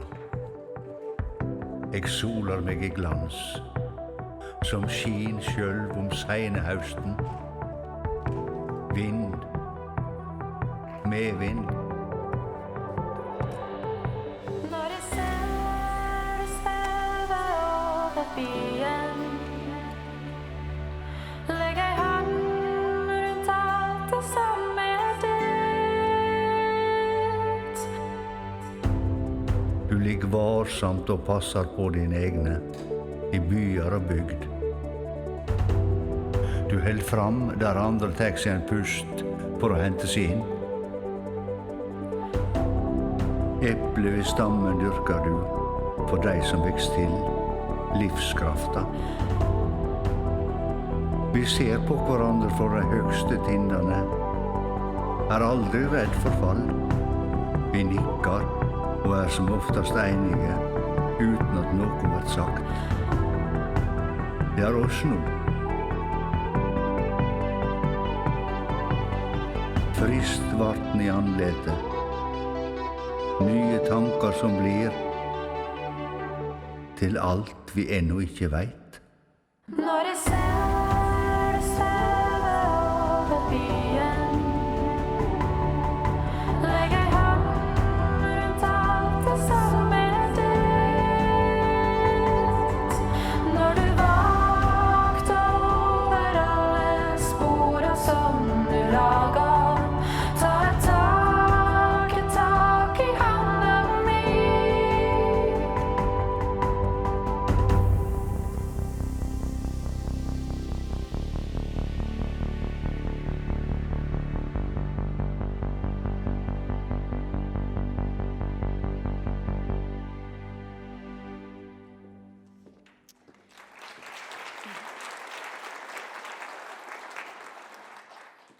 Well, I expect that unless you got out and got charged by the sun in the break, at least your heart started pumping, watching Fargespill and their beautiful performance here on stage. It's an amazing project, bringing kids and youth together from all various cultural backgrounds.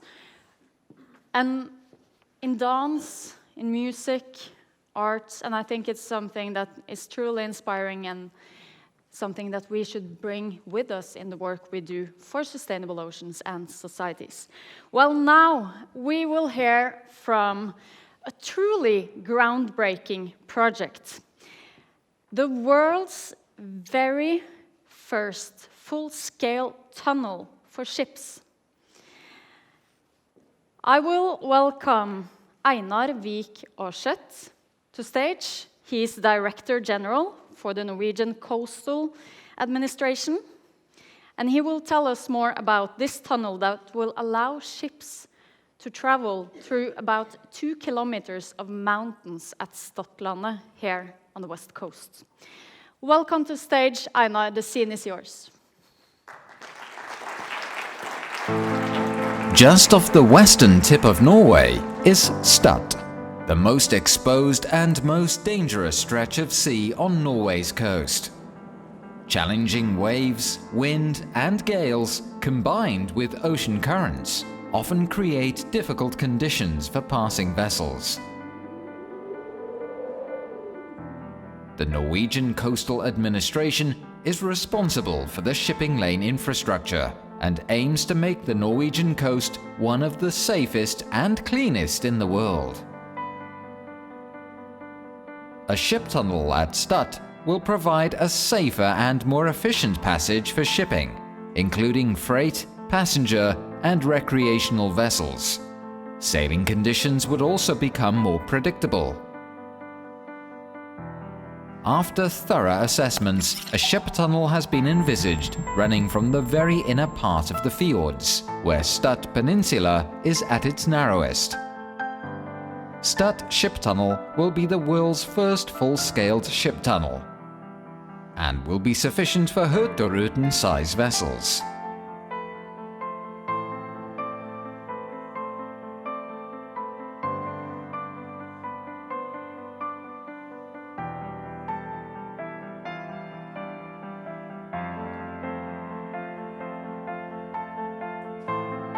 The ship tunnel will have several positive effects, both for vessels and the region, in that it paves the way for a new fast ferry service between Bergen and Ålesund. But most importantly, a ship tunnel would reduce the risk of incidents and accidents, making the voyage safer for both passengers and freight.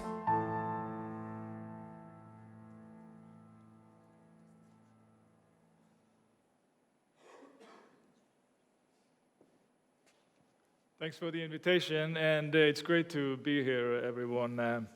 The Guardian, the newspaper Guardian, had a headline a few years ago, said, "Move over Suez, hello Stott." Although I think the traffic will be a little less here in the Stad Ship Tunnel, the project has attracted attention all over the world, and it will attract even more in the years to come. So why do we call it the new fairway? Well, fairways, tunnels and mountain halls, quays and lead structures have all been built previously, but never been put together into one cohesive construction, and we're talking quite big dimensions.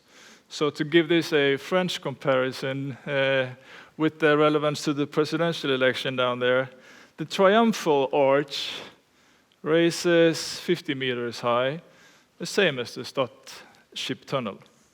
The length, on the other hand, will be 1,700 meters for the tunnel run and 2,200 meters from the tip of the lead construction to the other end. It will be approximately 36 meters wide, and we're digging out of the mountain approximately 5.4 million cubic meters of rock. That's going to cost the society approximately 3.5 billion Norwegian kroner. The effects and benefits of the ship tunnel are many.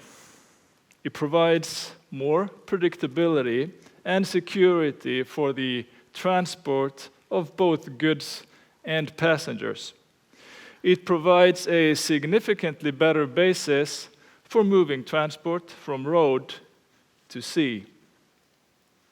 The large aquaculture and fishing industry in the regions will have way easier and safer conditions.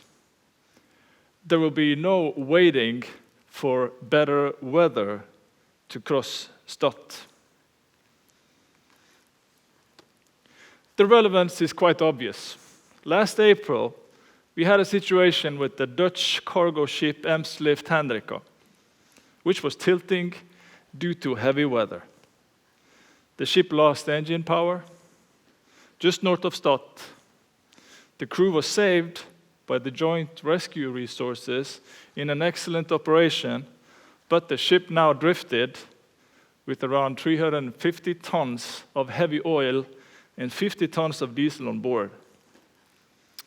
An accident with oil spill under difficult conditions would create catastrophic consequences in a challenging and vulnerable environment. Weather waves and wind are a direct cause of the incident. Fortunately, this went well, but the margins were small, and it gives a pretty good picture of the importance of a ship tunnel through Stad, also from a preventive environmental perspective. So how much is 5.4 million cubic meters of blasted rock? It's equal to approximately 750,000 truck lorry loads. However, the transportation will only be partly on truck lorries. It will be on barges and to be towed away.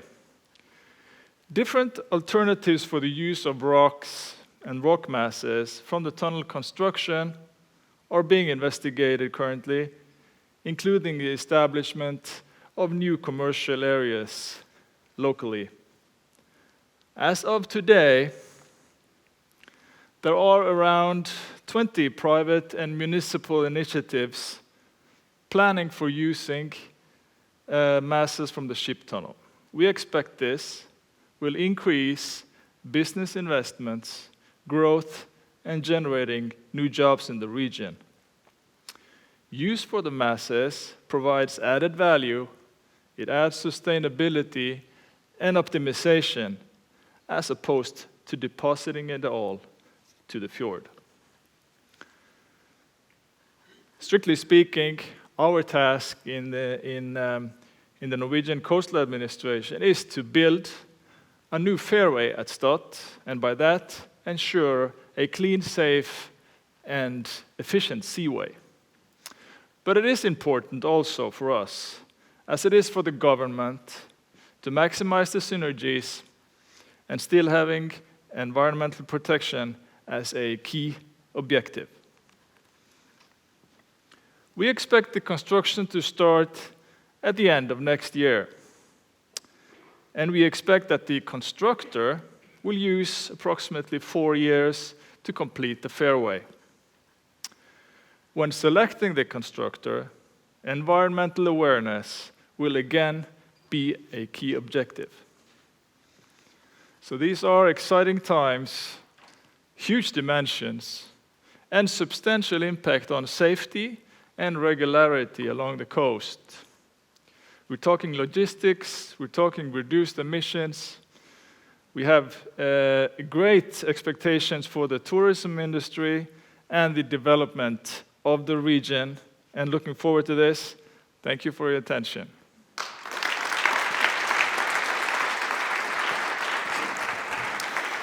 Thank you, Einar. And I want to keep you on stage with me, because we're now going into a panel discussion, a conversation where I want to invite Fredrik Myhre and Ingrid Kjølberg back on stage. Wow, what a project. It's it's amazing, and obviously quite difficult, but we'll manage. I'm glad to hear that. Well, Fredrik, I want to begin with you, because we're now coming towards an end of this event. We've heard from both politicians, from innovators, but what are your take on, I mean, there's clearly some conflicts of interests here.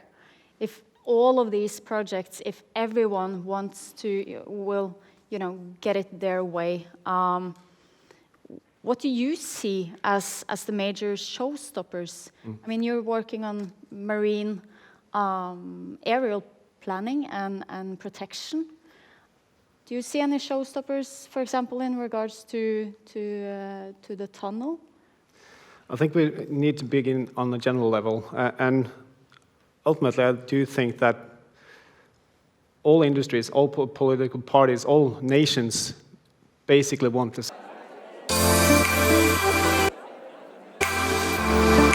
Vi i Tafjord leverer lynrask internett og masse underholdning på TV. I tillegg sørger vi for at regionen har god tilgang på ren vannkraft. Og de bidrar til festivaler og masse annet gøy.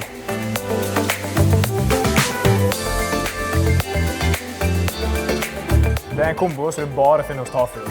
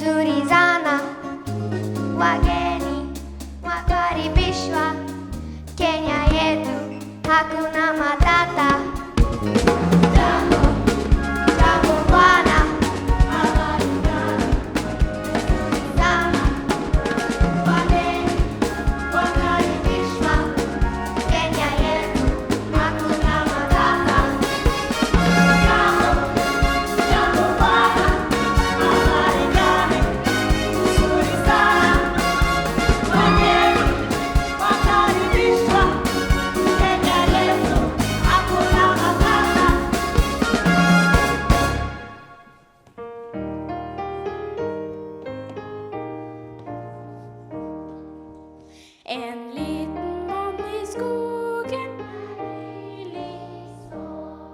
han har av purpurfarge en kappe på.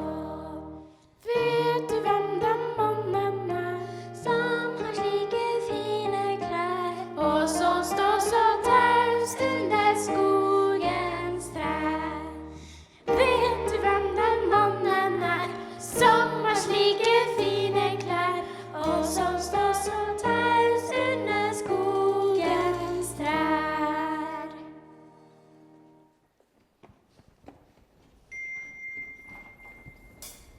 Music, play.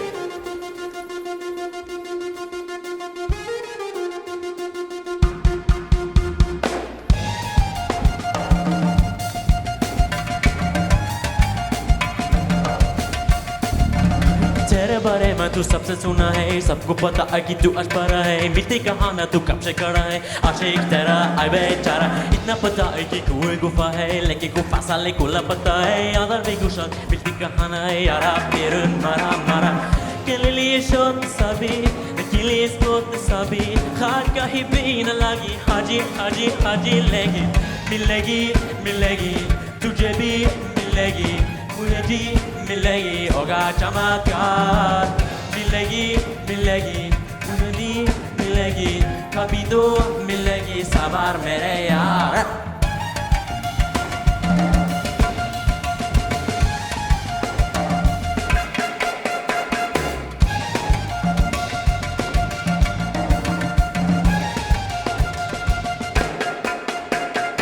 La la la la la la la la la la la la. Gili gili buona da mene, sari bene, ai gilene, ditera ditera ditera ditera buona da mene, sari bene, ai gilene, ditera ditera ditera ditera, gili shok sabi, gili spot sabi, khat ka hi bin lagi, haji haji haji legi, milegi milegi, tujhe bhi milegi. मुझे भी मिलेगी होगा चमत्कार मिलेगी मिलेगी सभी को मिलेगी कभी तो मिलेगी सवार मेरे यार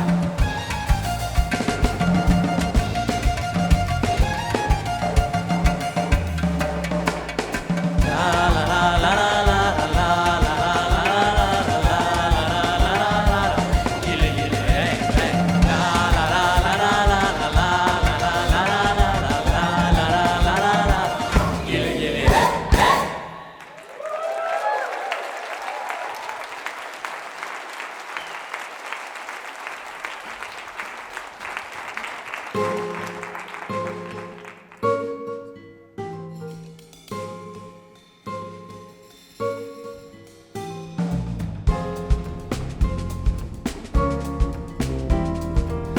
तुमसे मिलना जुलना भी क्यों गलत लगता है फिर कोनी तुझने पानी खा दिल खरी आई और आंखें सुनाई सा मुझे क्यों नहीं लगे आई आधे सी दिल क्यों मेरी तू पूरे खरी आई आता तो से मुझे बुरा तुम क्यों मैं चुरा चुरा ऐसे कैसे लेके मेरा दिल तू गई मैं तुझ में आके तेरी बातों में दिल मेरा माने ना पिया I see you looking at me छोड़ दे बाहर ये जीना आजा बन जा मेरा यार ओ ये जो बात मैं बस का कर दे ओ ये जो बात मेरा सो पिया ओ ये जो tro me så fast till dig att hela världen kommer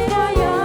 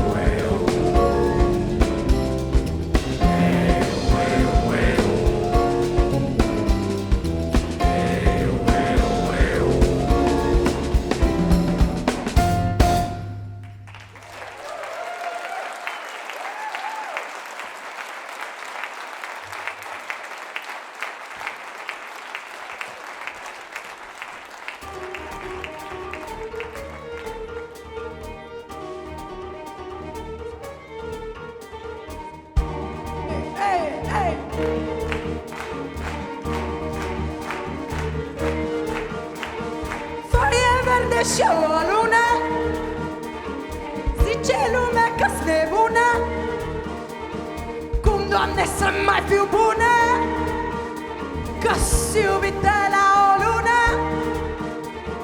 Nici atunci cu voie bună Foaie verde și o lună Zig-zaga, zuga-laga, zaga-zaga, zuga-laga, zig-zaga, zuga-laga, zuga-laga, za Zig-zaga, zuga-laga, zaga-zaga, zuga-laga, zig-zaga, zuga-laga, zuga-laga, za Zig-zaga, zuga-laga, zaga-zaga, zuga-laga, zig-zaga, zuga-laga, zuga-laga, za Zig-zaga, zuga-laga, zaga-zaga, zuga-laga, zig-zaga, zuga-laga, zuga-laga, za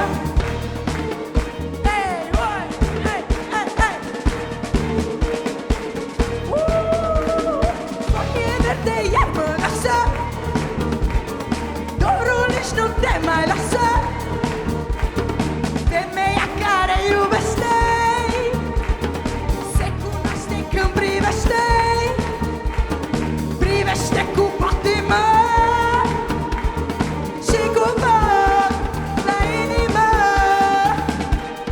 Hey, hey, hey, 2, 3, vin Zig-zaga, zuga-laga, zaga-zaga, zuga-laga, zig-zaga, zuga-laga, zuga-laga, za Zig-zaga, zuga-laga, zaga-zaga, zuga-laga, zig-zaga, zuga-laga, zuga-laga, za Zig-zaga, zuga-laga, zaga-zaga, zuga-laga, zig-zaga, zuga-laga, zuga-laga, za Zig-zaga, zuga-laga, zaga-zaga, zuga-laga, zig-zaga, zuga-laga, zuga-laga, za Zig-zaga, zuga-laga, zaga-zaga, zuga-laga, zig-zaga, zuga-laga, zuga-laga, za Zig-zaga, zuga-laga, zaga-zaga, zuga-laga, zig-zaga, zuga-laga, zuga-laga, za Zig-zaga, zuga-laga, zaga-zaga, zuga-laga, zig-zaga, zuga-laga, zuga-laga, za Zig-zaga, zuga-laga, zaga-zaga, zuga-laga, zig-zaga, zuga-laga, zuga-laga, za Zig-zaga, zuga-laga, zaga-zaga, zuga-laga, zig-zaga, zuga-laga, zuga-laga, za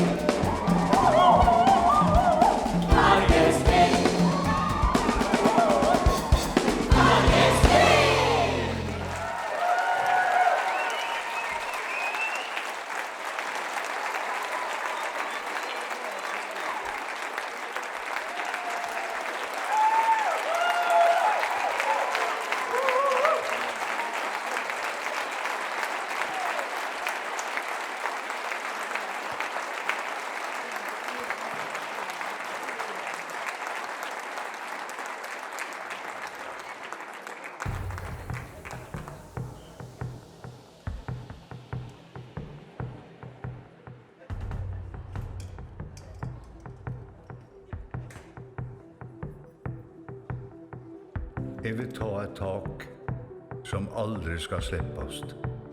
Aldri Jeg kjenner årstidene, den friske lufta og lyden av storvåra. Jeg soler meg i glans, som skin sjølv om seine hausten. Vind, medvind. Når jeg ser det sveve over byen, legger jeg hånden rundt alt det som er ditt. Du ligger varsamt og passer på dine egne, i byer og bygd. Du held fram der andre tar seg en pust for å hente seg inn. Eple ved stammen dyrker du for de som vekst til, livskrafta. Vi ser på hverandre for de høgste tindene, er aldri redd for fall. Vi nikker og er som oftast enige, uten at noe blir sagt. Det er oss nå. Frist varten i anletet, nye tanker som blir til alt vi ennå ikke veit. Når jeg ser det sveve over byen, legger jeg hånden rundt alt det som er ditt. Når du vakter over alle sporene som du lager, tar jeg tak i handen min.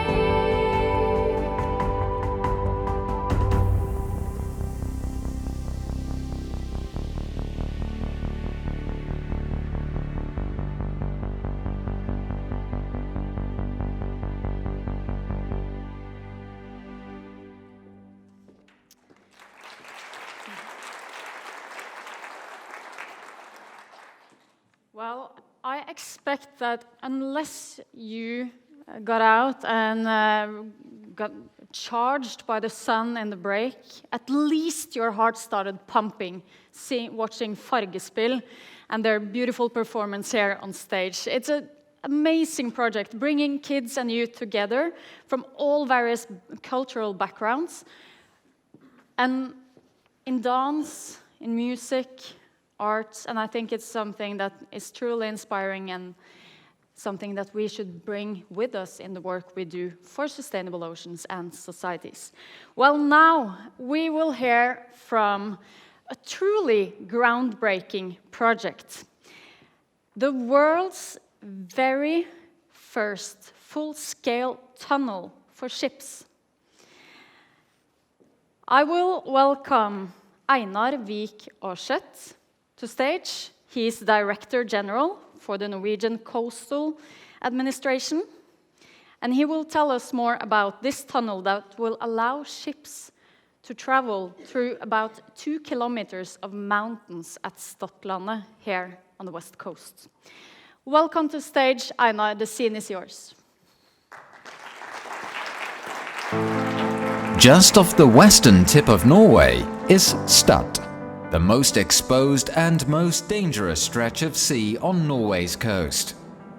Challenging waves, wind and gales combined with ocean currents often create difficult conditions for passing vessels. The Norwegian Coastal Administration is responsible for the shipping lane infrastructure and aims to make the Norwegian coast one of the safest and cleanest in the world. A ship tunnel at Stad will provide a safer and more efficient passage for shipping, including freight, passenger, and recreational vessels. Sailing conditions would also become more predictable. After thorough assessments, a ship tunnel has been envisaged running from the very inner part of the fjords, where Stad Peninsula is at its narrowest.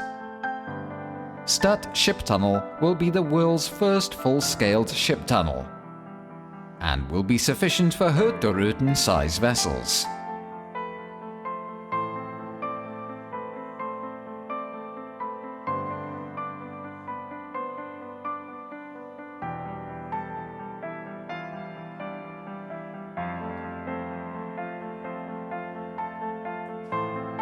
The ship tunnel will have several positive effects, both for vessels and the region, in that it paves the way for a new fast ferry service between Bergen and Ålesund. But most importantly, a ship tunnel would reduce the risk of incidents and accidents, making the voyage safer for both passengers and freight.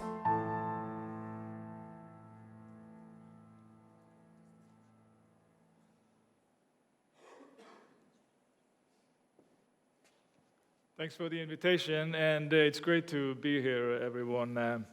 The Guardian, the newspaper Guardian, had a headline a few years ago, said, "Move over Suez, hello Stott."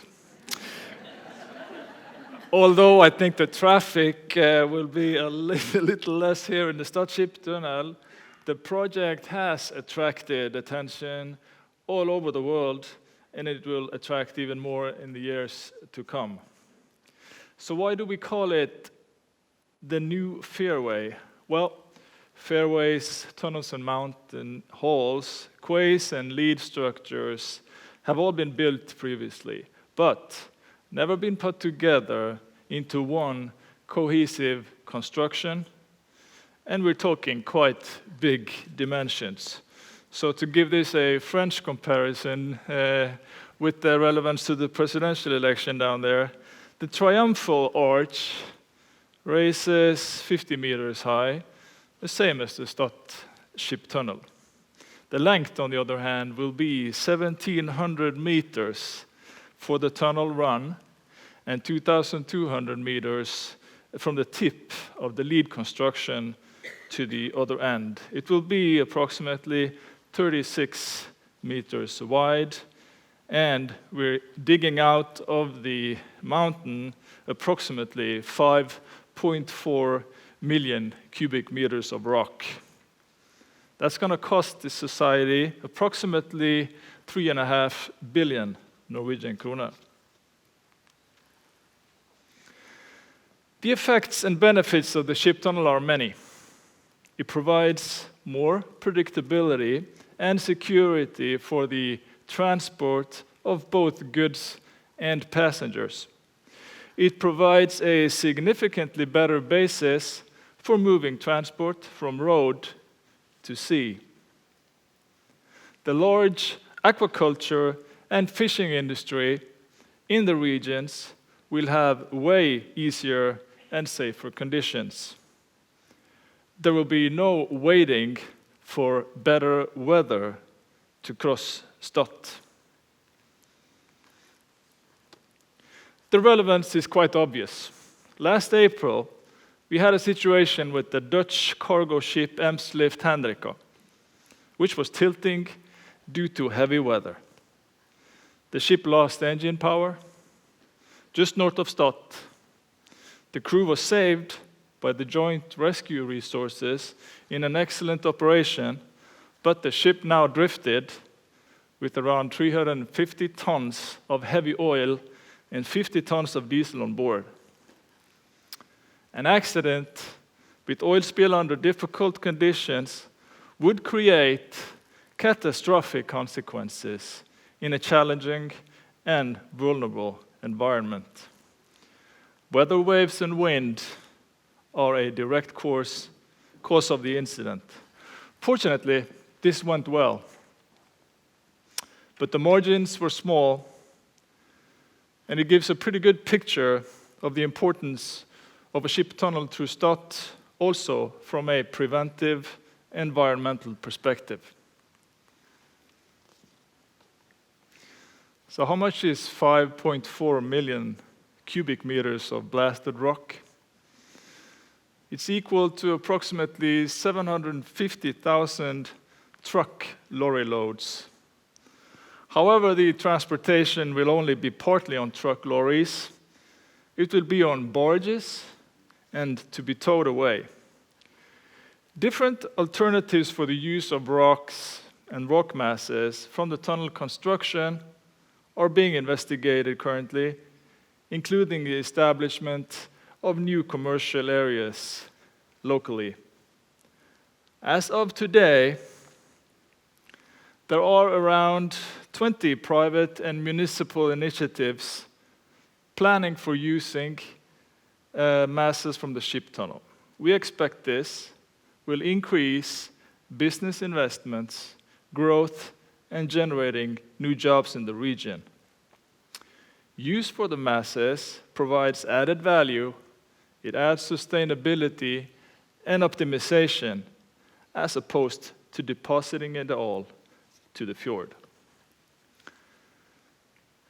Strictly speaking, our task in the Norwegian Coastal Administration is to build a new fairway at Stad, and by that ensure a clean, safe, and efficient seaway.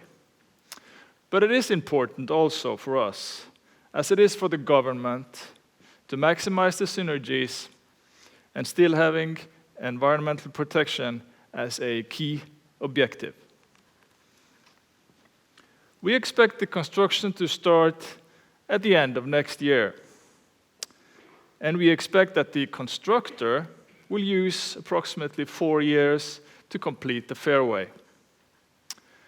When selecting the constructor, environmental awareness will again be a key objective.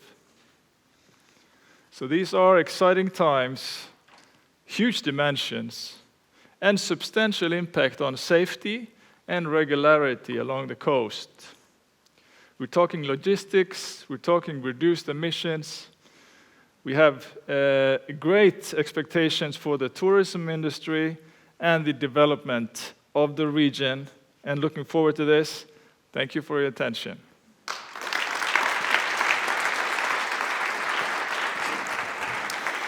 Thank you, Einar. And I want to keep you on stage with me because we're now going into a panel discussion, a conversation where I want to invite Fredrik Myhre and Ingrid Kjølberg back on stage. Wow, what a project. It's huge, it's amazing, and obviously quite difficult, but we'll manage. I'm glad to hear that. Well, Fredrik, I want to begin with you because we're now coming towards an end of this event. We've heard from both politicians, from innovators, but what are your take on, I mean, there's clearly some conflicts of interest here. If all of these projects, if everyone wants to, will, get it their way, what do you see as the major showstoppers? I mean, you're working on marine aerial planning and protection. Do you see any showstoppers, for example, in regards to the tunnel? I think we need to begin on a general level. And ultimately, I do think that all industries, all political parties, all nations basically want the same. They want a living planet, they want a healthy ocean, they see the need for it, but it's really, really difficult to make sure they collaborate together there. And it's, of course, this competition that's creating it, partly, but it's also the competition that will solve it. And in this, it's absolutely crucial that we get a framework for industry that actually delivers on the Paris Agreement, solving the climate crisis through the goals that we have there, making sure that the Nature Agreement, the New Deal for Nature that's coming this autumn, hopefully, also will be embedded into the political, not just will, but what they're actually doing, and what also the industry is pushing for. Because way too often we see that the industry, they really want to get there, but they don't want to take the first step before everybody else comes on board. And if they take the first step, that will be a competition advantage, right? But it's also expensive to take that first step, so we need to have a political will and a courage to make sure that the framework will get in place, and that you will have some time to actually implement what's decided. But we need it, and we need it fast. So you think it's actually the industry players that are afraid of taking the first step? Yes, on a general level, yes, because there are too few, and there are also way too many that's trying to break the process, or not being having enough courage and will to actually make sure that we have the pace that we need. Yeah, I know. In that case, and I obviously agree with you, and there's a potential that when the public sector buys goods and services, we need to have strict regulations and ask for environmental focus and push innovation. So when we had a renewing program for our vessels in the coastal administration, we said that it needs to be dual power. We need batteries that can last for 12 hours. And the industry were actually able to deliver. But we need to ask for it and be a demanding customer.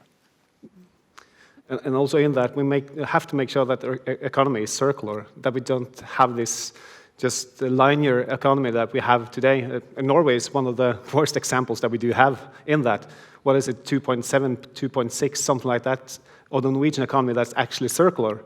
We are way behind both the best players globally, but also where we need to be at. And when we take into account also that we use 1.7 planets of resources every year now, and it's increasing in size as well. And if everybody was to use as much as us Norwegians, we actually use 3 planets of resources every year. And it goes without saying, that's not sustainable. And we have to rethink how we structure our economy and make sure that it's circular. And Ingrid, you touched upon that in your keynote as well, that there's this need for the whole value chain to work together in order to have the infrastructure in place, whether it's ammonia or hydrogen or batteries our ships are going to propel on. What are your thoughts on? Do you believe that Norway can manage to build that whole value chain, or how will that look? Try to paint a picture for me. Well, actually, I think we have a value chain today. We just need to keep it intact and be competitive. And I think you're very right. The public sector needs to be an innovation partner and also have demands in their investments. But I think the value chain needs to... I mean, if we need to have a complete value chain in Norway, because the yards, we want them to put Norwegian technology on board, because it's also about value creation. We want to take care of the oceans, and we have to take care of the oceans, but we need workplaces, and we need food from the ocean. So there are a lot of dilemmas. This is why we need to collaborate. And these value chains, we need to build businesses that are able to operate also in Norway. And we see that we are very in the forefront on many technology developments, but we do not manage to make businesses of them in Norway. So somebody else picks up this business and develops workplaces. So now there is a lot of talk about building large battery factories in Norway. And there was a government meeting around this last week, I think. So this will establish a number of workplaces. But these battery factories, they can also help develop innovative solutions for the maritime. So there is already a small battery factory in Trondheim and some other places. But without the public sector, for instance, as a demanding investment system from the public sector, we won't be able to develop these complete value chains. And I think this, as I mentioned in my talk, this electric ferry that is stranded outside Porsgrunn or Brevik, because there is no harbor or there is no system for this ferry to dock. And therefore it cannot be used. You probably know more about this than me. I just saw it from the news. But this just shows that we need to collaborate also across different sectors. And we are a very small country. We're just 5 million people. So, I mean, we should manage this. But it's always easy to say, we should do it, we should do this, we should do that. But we are really in the forefront on technology, and we need to work together to make workplaces also out for the next generation vessels. I know. So what you're addressing here is very important, because I honestly don't see the solution where all harbors are offering ammonia, hydrogen, battery, conventional energy bearers, and maybe more at the same time. And we have more than 3,000 harbors in this country, and how many are supposed to do that investment? And with the energy needs and infrastructure on land, I think that's going to be a huge challenge. And many of you in the audience probably had a VHS device in your homes back in the days. I have thrown away mine. But there was a debate, you may remember, between the Beta and the VHS. And VHS won in the end, not actually being the best technology. So it's going to be exciting to see in the future, in the few years to come, which kind of energy bearer will be the dominating bearer, because we can't have them all, in my opinion. Yeah, I agree completely. We need to make some selection, and this must be done politically. But one thing is for sure, we need electric infrastructure in harbors. Yeah. We will not go without batteries. Definitely. So that one is easy. Yeah. True. And lucky for me, since we just bought 6 vessels with 50% battery on board, so that's good to hear. Yeah. Well, I think it's also interesting to draw some historical lines, because obviously it's thanks to the fisheries that we built a maritime, the maritime adventure, and several industries are on the back of the fishing industry of Norway, and then of course the oil industry came along, which we're now going to face slowly but surely down, and potentially why can we not replace and do this over? We've done it before. We also have a lot of advantages as a nation to take position in green energy, still in fishing, but with new technology, sustainable solutions. What is really stopping us? We've learned today that the political will is there. The industry wants to make a move, but perhaps not the first step. Why don't we dare to start? I think it goes to, I don't necessarily agree that the political will is there, at least not the will to act, right? It's will to talk about it, and at least it's, most of the political parties agree on that we have to do something, and we have to do something fast, but they don't put the money where the mouth is, right? And they don't put money for the industry to actually solve it in the amount that we need. And as I said, some of the industry is also trying to hold back. But there's a lot of good industry that's really pushing for it as well, and that is ready if the political will and the money gets there.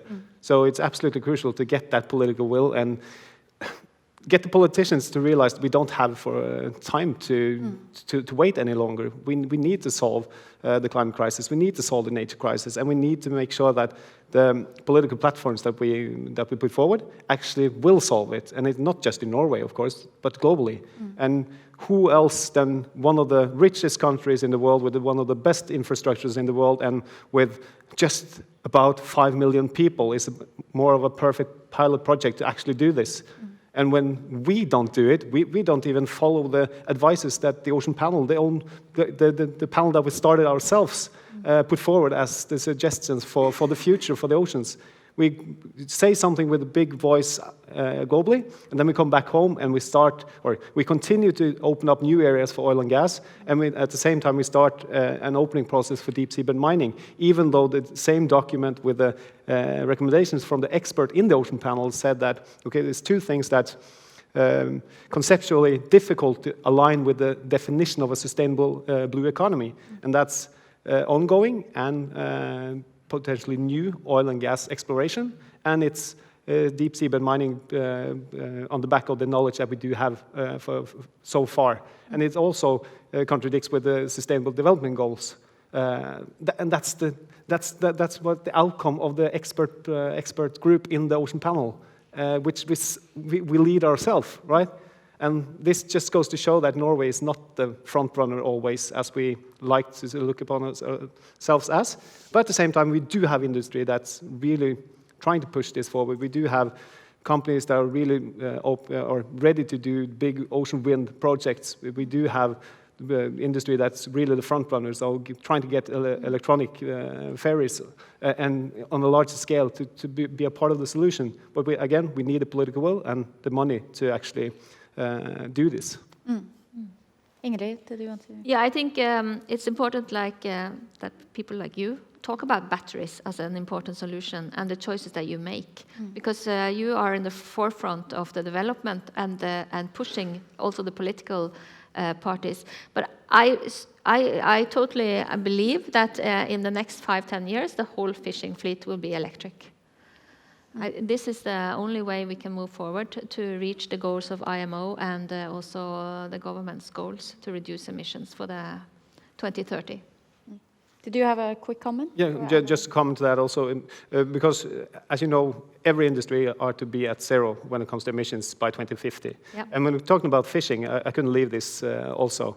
One thing is the direct emissions, right, from the vessels, but it's also the fishing methods. Yeah. We know now that the ocean is one of the largest, or it's the largest carbon sink in the world. It's a huge carbon storage. And when we do disturb the sediments there, we know now that it's actually creating also ocean acidification as the sediments gets disturbed. And in that, we start to get to see some data. Yes, there's some controversies, and the data the platform is not as strong as it should be. So we need more research on that as well. But the indicator so far shows that for Norway, just to put forward an example, the bottom trawling in Norway actually have emissions just from the carbon sediment disturbance that equals the Norwegian industry, road traffic, and inland flight traffic emissions combined. And we actually, if we are to report on these emissions, should put forward 50% higher reporting when it comes to carbon footprint. So that also shows that we need to rethink how we actually do the methods of fishing also. Going forward. Because even though you can say that a lot of the fishing industries has less carbon emissions than other protein sources, everybody has to be at zero at 2050, even if you're fishing with a line and pole. So we have a long way to go, but we do have will to get there. I know. So back to your question though, if the politics are ready, if the politicians are ready, and the industry is ready, so what's the problem then? And I put the light on myself, and you know, we need to collaborate on a ministry level. We need to collaborate on a directorate level. When it comes to ocean space, and it's all about the environmental agency, the energy and water resource agencies, the fishing industries agencies, and you know, there's a number. And if we all work solo, making our own plans without collaboration, I think this is going to go slow. And 2030, that's not far away. And the emission has been reduced, the greenhouse emissions have been reduced, you know more about this than I do, but by 5% at 2020 compared to 1990 in Norway. Okay, so we did reduce by 5%. We have to reduce by 55. We got 9 years to go. It's about time to, you know, start walk the talk. But there's a little bit back to where we started, though. We are depending on resources from the ocean, both proteins, food, energy, transport routes that we're depending on for the whole, for all industries. Are these going to coexist in a good way, you believe, along the coast of Norway? How are we going to manage the interest of fisheries, besides the interest of renewable energy, offshore wind, and green shipping? Fredrik first, and then Einar. We have a tool already, and it's called marine management plans. We have management plans for all Norwegian ocean areas. It's a really good tool, but we don't use it in the way that we should. We need to, and this is of course driven by the Ministry of Climate and Environment, and those plans should be used much more as marine spatial planning tools. Today, it's more the snapshot of what the situation for the oceans are, and a little bit more, but not so much. That kind of tool could be used much more as a marine spatial planning tool in order to create, or not create, but to get rid of a lot of the aerial conflicts when it comes to both coastal zones, but also the increasing conflict when it comes to open ocean. And in that, one exciting opportunity is, for instance, marine industrial parks. Could that be a part of the solution to marine spatial planning also? And of course, as hopefully you remember from previously, if you were here listening to what I said before, marine protection is absolutely key in that as well. And it's not that you're not going to have activities in marine protected areas, but you cannot have activities that is actually risking the nature values and the ecosystem functions that the scientists have told us that these are the ones we need to protect. And we need to make sure that that protection is cross-sectoral. It doesn't help if it's just protected from fishing to a fishing regulation, or from petroleum to a petroleum regulation. It needs to be a cross-sectoral thing, and that's the Nature Diversity Act. It's the only law in Norway that actually applies cross-sectoral, and that law doesn't even apply outside 12 nautical mile zone. So the most of Norwegian ocean areas, you don't have a law that actually can make sure that you have the common set of rules for taking care of nature when it comes to industry. Anna. Time's running out, so I'll be brief. So first of all, the protective plans that you addressed in your keynote, I totally agree with you. It's actually not that difficult to have both use and protection in the same areas.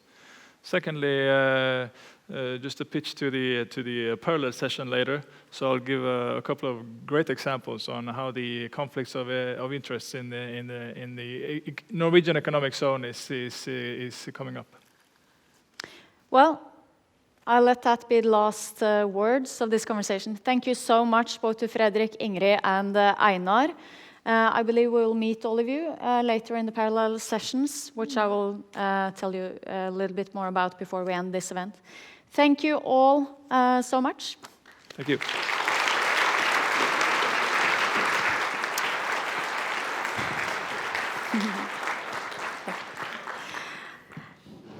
So now we have already seen a real-time demo of a digital twin of this region above water. And as I mentioned, I would be thrilled to see one below the ocean surface. And that is actually exactly what Celine Kreischer, COO of Augment City, will talk about. She's working together with Joel, who we met previously. She will be joined by Njål Tengs Hager, who's Director of Business Development in Norwegian Mapping Authority. So please welcome on stage Celine and Njål.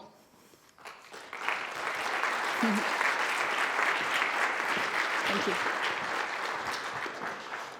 Good morning, everyone. So we are the last presentation sitting between you and Lars. Stay tight, move your shoulder a little bit, breathe, it's going to be cool. Njål, you can go for it. Thank you.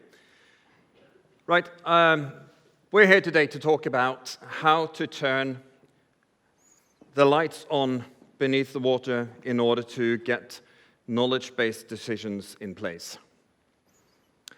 The Norwegian Mapping Authority, the Geological Survey of Norway, and the Institute for Marine Research has worked together in developing what we call marine base maps in the coastal zone. We've, in October last year, we delivered a proposition to the government in order to make this into a national project. But before that, we can say that 3 years ago, we managed to secure almost 85 million kroners in order to get a pilot project underway, and I'll talk about that a little bit later. If I can get the slides to change. Do we have a clicker issue? Oh, yes. Looks like it. Oh, there we are. So, this is the knowledge gap, basically. We've heard about marine spatial plans, coastal zone plans, and everything. But the truth of the matter is, very often, the knowledge base starts with a sea map, you see. And we end up in a coastal zone plan on the other side. And then, of course, the ones responsible for this, they frantically look around to see if there's any data they can download, put into their systems in order to get a little bit of knowledge. And I would say that we are actually managing our coast blindfolded.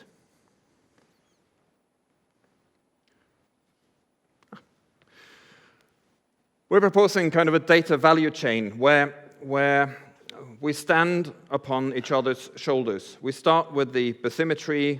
That's where I come in from the Norwegian Mapping Authority. And then there's the geology and the biology and the chemical state of the environment and also the oceanography of the whole situation. That gives you a very clear indication of what we call the base maps, because other information can be derived from that and put layers and layers on top of that from our own organizations, but also from all the other organizations that has a responsibility for maintaining data in the coastal zone.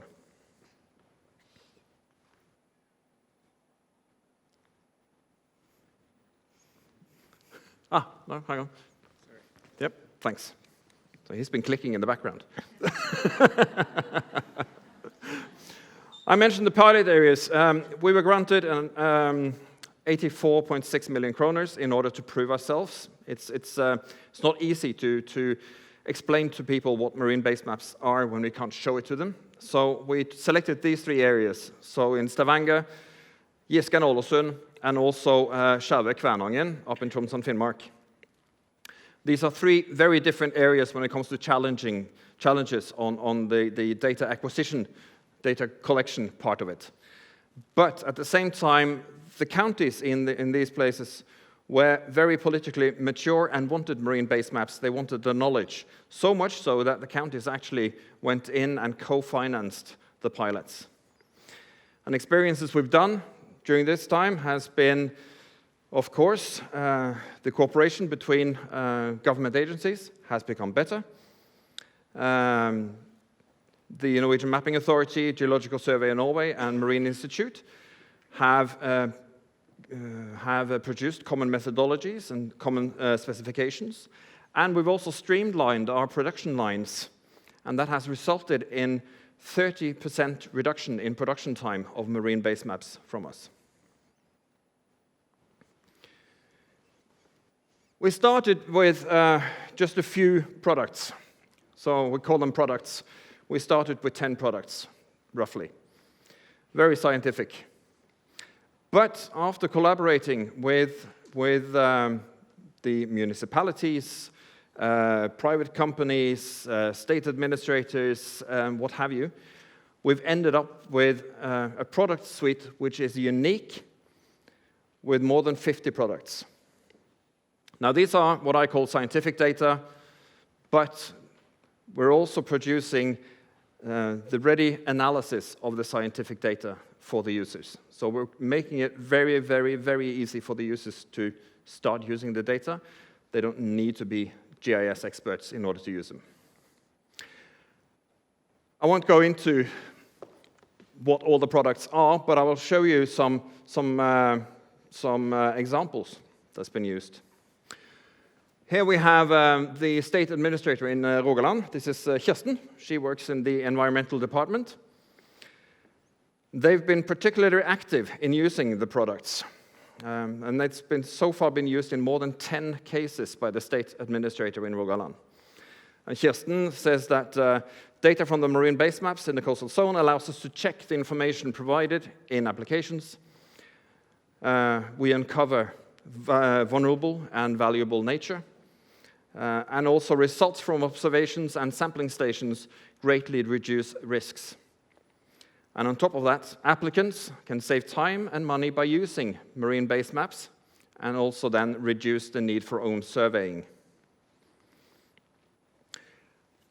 Here in Ulsteinvik, Annelise Chapman, she farms kelp. So she runs a plant where kelp grows and is harvested from giant rope frames that are anchored in the sea. And she says that the base maps in the coastal zone provide important information about terrain and anchoring conditions, not least biology on the seabed, and help us both to plan a facility, but also to document the impact our kelp cultivation facility has on the surrounding element. Fishing with Danish seine has picked up. A captain from MS Storøy says that for me as a fisherman, marine base maps in the coastal zone is a great help and makes fishing more efficient. I spend less time finding the good fishing spots with sandy and gravel bottoms, and it also helps me in finding areas suitable for spinning fishing. We can use it for expansion to look at expansion for fish farms. This is a fish farm that applied for an expansion. Now, the marine base maps in the coastal zone provide both the observations, the scientific observations, and we also make probability maps of finding vulnerable and valuable habitat types in a much larger area than what is normally surveyed when it comes to aquaculture sites. They're not detailed enough to be sufficient in connection with establishment or expansion of the fish farms. However, they will help the aquaculture industry in identify areas with a high probability of vulnerable habitats and should be investigated further. So if we see this, you have a red dot that shows an aquaculture site. The probability map says this is probably smack bang in the middle of a very high dense area of sea sponges. And you can see it there. So the result of the application, of course, was go back to step one. You need to make sure that there are no sea sponges that will be damaged by this. And we also have, of course, a youth company here from Møre og Romsdal, from Romsdal High School. They create a company called Navaria, and they use marine base maps in the coastal zone in their product. And they won the final in Møre og Romsdal. They were named first in Best Marketing, Greatest Value Creation, Potential, and Best Youth Business. And the national finals is now in 2nd and 3rd of May in Gardermoen. And we're crossing our fingers that the future users of marine base maps will win. We normally say that if we manage to do these two things, partnership for the goals and industry innovation and infrastructure, all data in the coastal zone is disseminated through a seamless marine infrastructure and also production of detailed maps. Then we put the basis for a lot of the data need that other sustainability goals has. And as a tidbit, I can say we've talked about sustainability goals today. Do you know how much of the SDG funding has gone into SDG 14, Life Below Water? It covers 70% of the Earth's surface.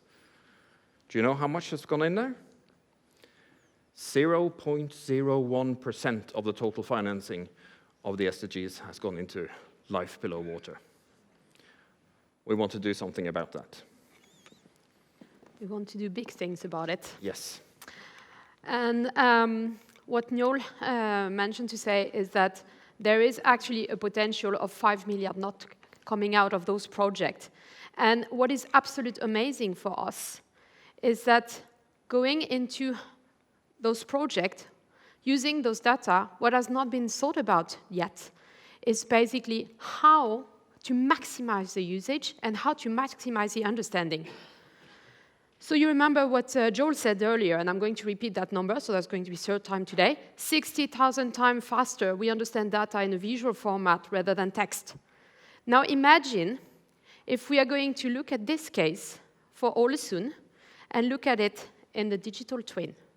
And you can see behind me how we are moving from the real world slowly into the digital world, because this is where we can make a good, big impact for our local here, net zero transition. Now we're going to talk about the net zero transition. First thing we need to understand is what are we talking about? And I don't know about you, but for me, I'm reading so many of those reports about CO2 case, and projects are reducing by that many tons of CO2 and this and that. It's a bit difficult to get a grip. What are they talking about? Well, I did the research for all of us. 1 ton of CO2 is roughly 10 meters wide. I also did the research. That's the dimension of the back of that stage. So now when you're reading those reports, you will be thinking about Augment City, about 10-meter wide ball, and you can physically understand what it means. So let's go back to Ålesund. Take a look at how much CO2 the city in itself, sorry, I'm clicking a bit too fast now. The city in itself is emitting every day. We have a small movie issue, sorry. Yes, it's starting, because I want you to see the digital twin. So what I'm going to do now is drop the equivalent of 3 months of CO2 emission here on this vessel. It goes straight into the ocean. Human being, we are damaging the ocean every day. And yet the ocean, this is our biggest opportunity for clean energy. Ocean and city prosperities are completely intertwined. We can't do one without the other one. We have to look at the big picture and connect everything together. So at Augment City, ocean, this is actually our turf. We are coming from 15 years experience working with the offshore industry. We are working with high-level resolution seabed data, the bathymetry that Neil mentioned earlier. And you can see here, we can use those data above water, as you can see from the top, and then it goes the same underwater. You have a very detailed terrain. Now, not only have we control of the terrain in itself, but we have also control of the environment. We have control of the sun, the wind, and the rain. And I'm telling you, in our simulator, the weather is much nicer than in Ålesund. And we have also control of the water. We can control the size of the wave, the current, and we can test the consequence of sea level rise, which is one of the biggest climate impact. Now we are going to look more into what are the opportunities that are just around us, hidden into the ocean, and then we are going to make it visible here in the digital twin. So I'm taking you on a small journey. We're going north of Ålesund. We are actually going to Lepsøya, and we are going to find kelp and use the map that has been provided by Njål and see if we can use that to maximize CO2 offsetting.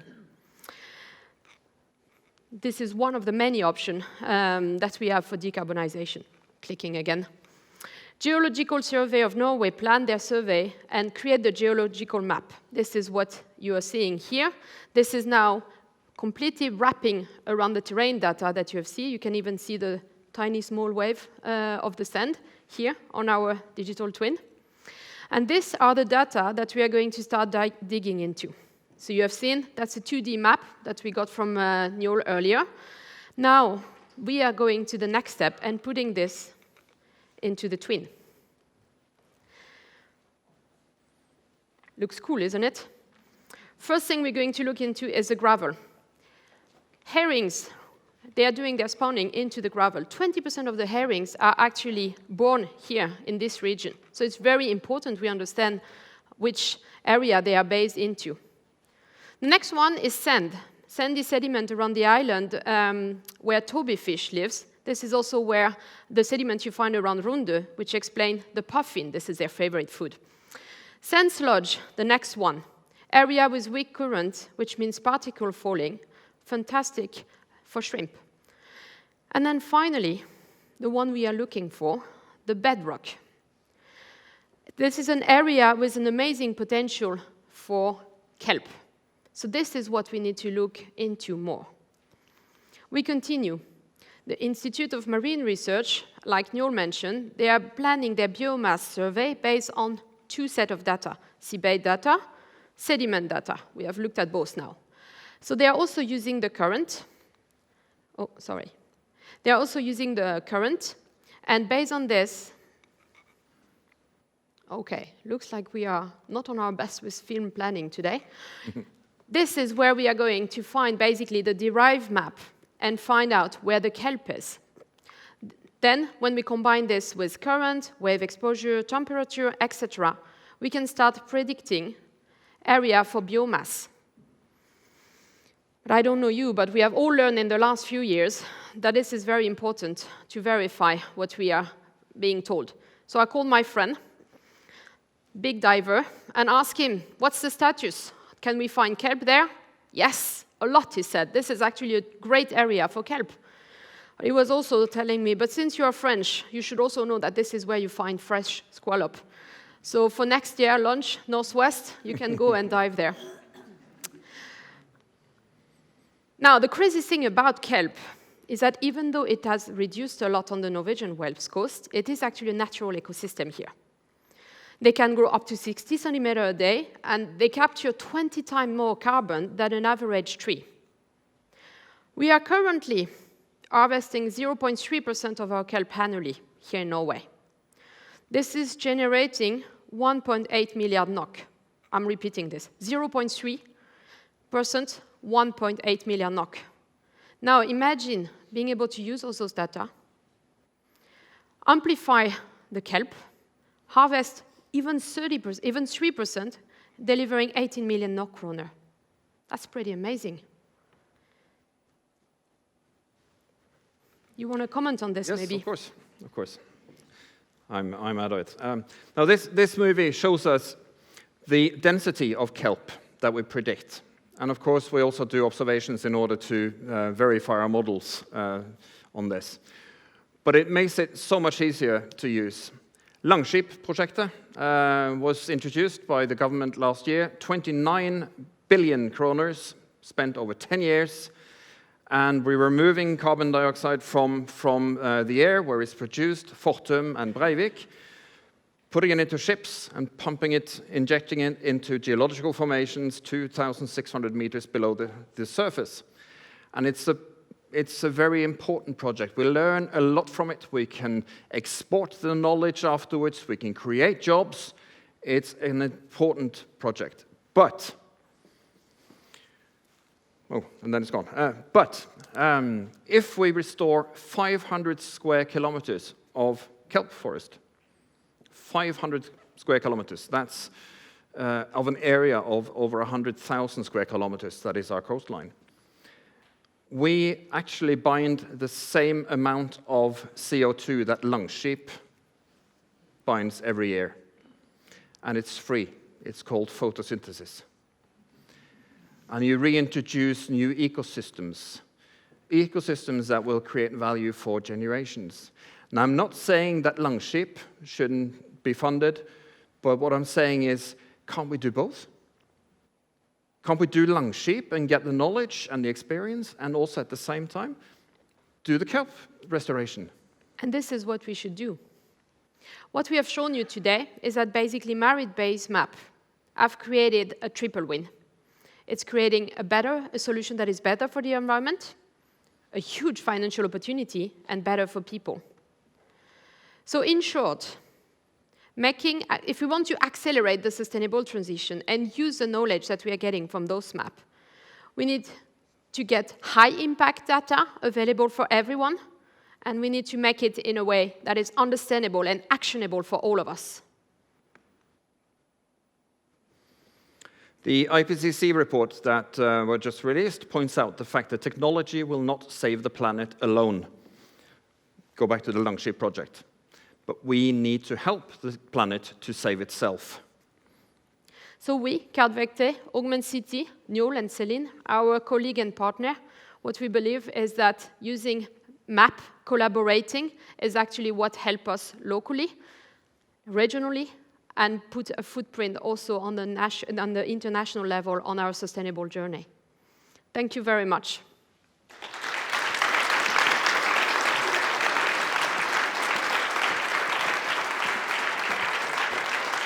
You want the clicker back? Thank you so much, Celine and Njål. And what a great resource these maps are on our way to a more sustainable future for the ocean and for the society. And I think having listened to Njål about the potential of kelp forest restoration, all the carbon capture we can do here along the coast of Norway, but imagine exporting that knowledge and technology and solutions to elsewhere in the world as well. I at least see many exciting opportunities, both on a business level, on a nature level, and to bring back what Fredrik Myhre also said earlier, the ocean is our most important life support system, and perhaps now is the time for us to bring some life support to that system itself. Well, for those of you following us online, we will now stop the event here. We will go for lunch. I encourage you to do the same. We will have lunch here in Ålesund from 12 to 1:30, and it will be served in Korsatunnelen, which is just outside of the main entrance, and you can follow our volunteers and signs just down the street, and you will find it there. There will be street food based on local ingredients from Reko-ringen, prepared and served by students from Borgund skole. Then after lunch, we will have 3 parallel sessions that you can choose from. 2 of them in Norwegian. One, Havet, bruk eller vern. This will be at PIR. The other one is Demografi, by eller bygd. That will be at Arbeideren kulturhus. And the third one is in English and will also be online. That is the Youth Sustainability Summit here at Parken Kulturhus. So there's a lot of exciting programs to choose from. You will get to hear more in details from some of the speakers we've had here today on these projects and others. And you will get to meet many more great speakers and entertainment on stage there as well. So go online and have a look at the program and choose what suits you. For those of you who have a ticket including the conference dinner, that will be at Fjellstua at 6 p.m., which is the cute little, I call it the sukkertoppen of Ålesund, right behind the Kulturhuset here. That's at 6 p.m. So that remains only to say thank you to all of you here today, and to those of you following us online. It's been a pleasure for me, and I hope you enjoyed the program as well. Thank you.